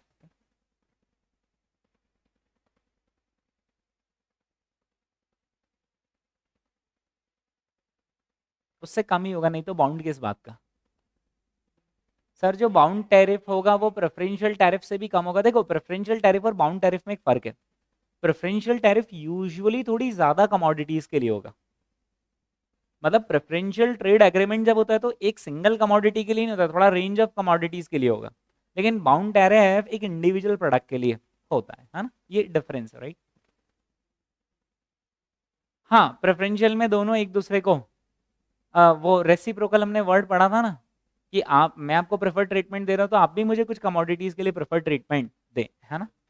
ओके, बाउंड में ऐसा नहीं होगा, राइट। अच्छा, बाउंड में भी ऐसा पॉसिबल है, पॉसिबल है, राइट। बट वो जो मेन डिफरेंस वो ये कि बाउंड में एक सिंगल कमोडिटी हो सकती है या इक्का दुक्का कमोडिटी हो सकती है, बट प्रेफरेंशियल ट्रेड एग्रीमेंट थोड़ा ज्यादा आइटम्स के लिए साइन किया जाता है। ठीक है,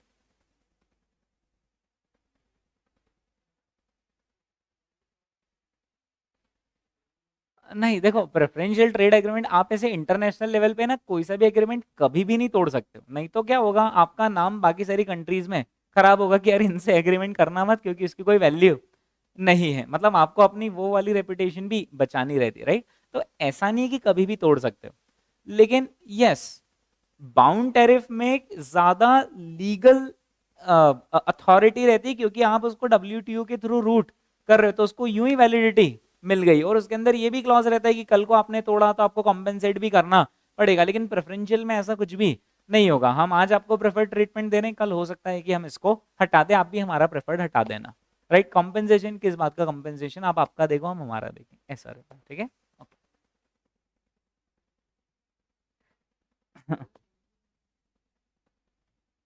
अच्छा आप कह रहे हो कि बाउंड टैरिफ और प्रेफरेंशियल ट्रेड एग्रीमेंट दोनों सेम होंगे?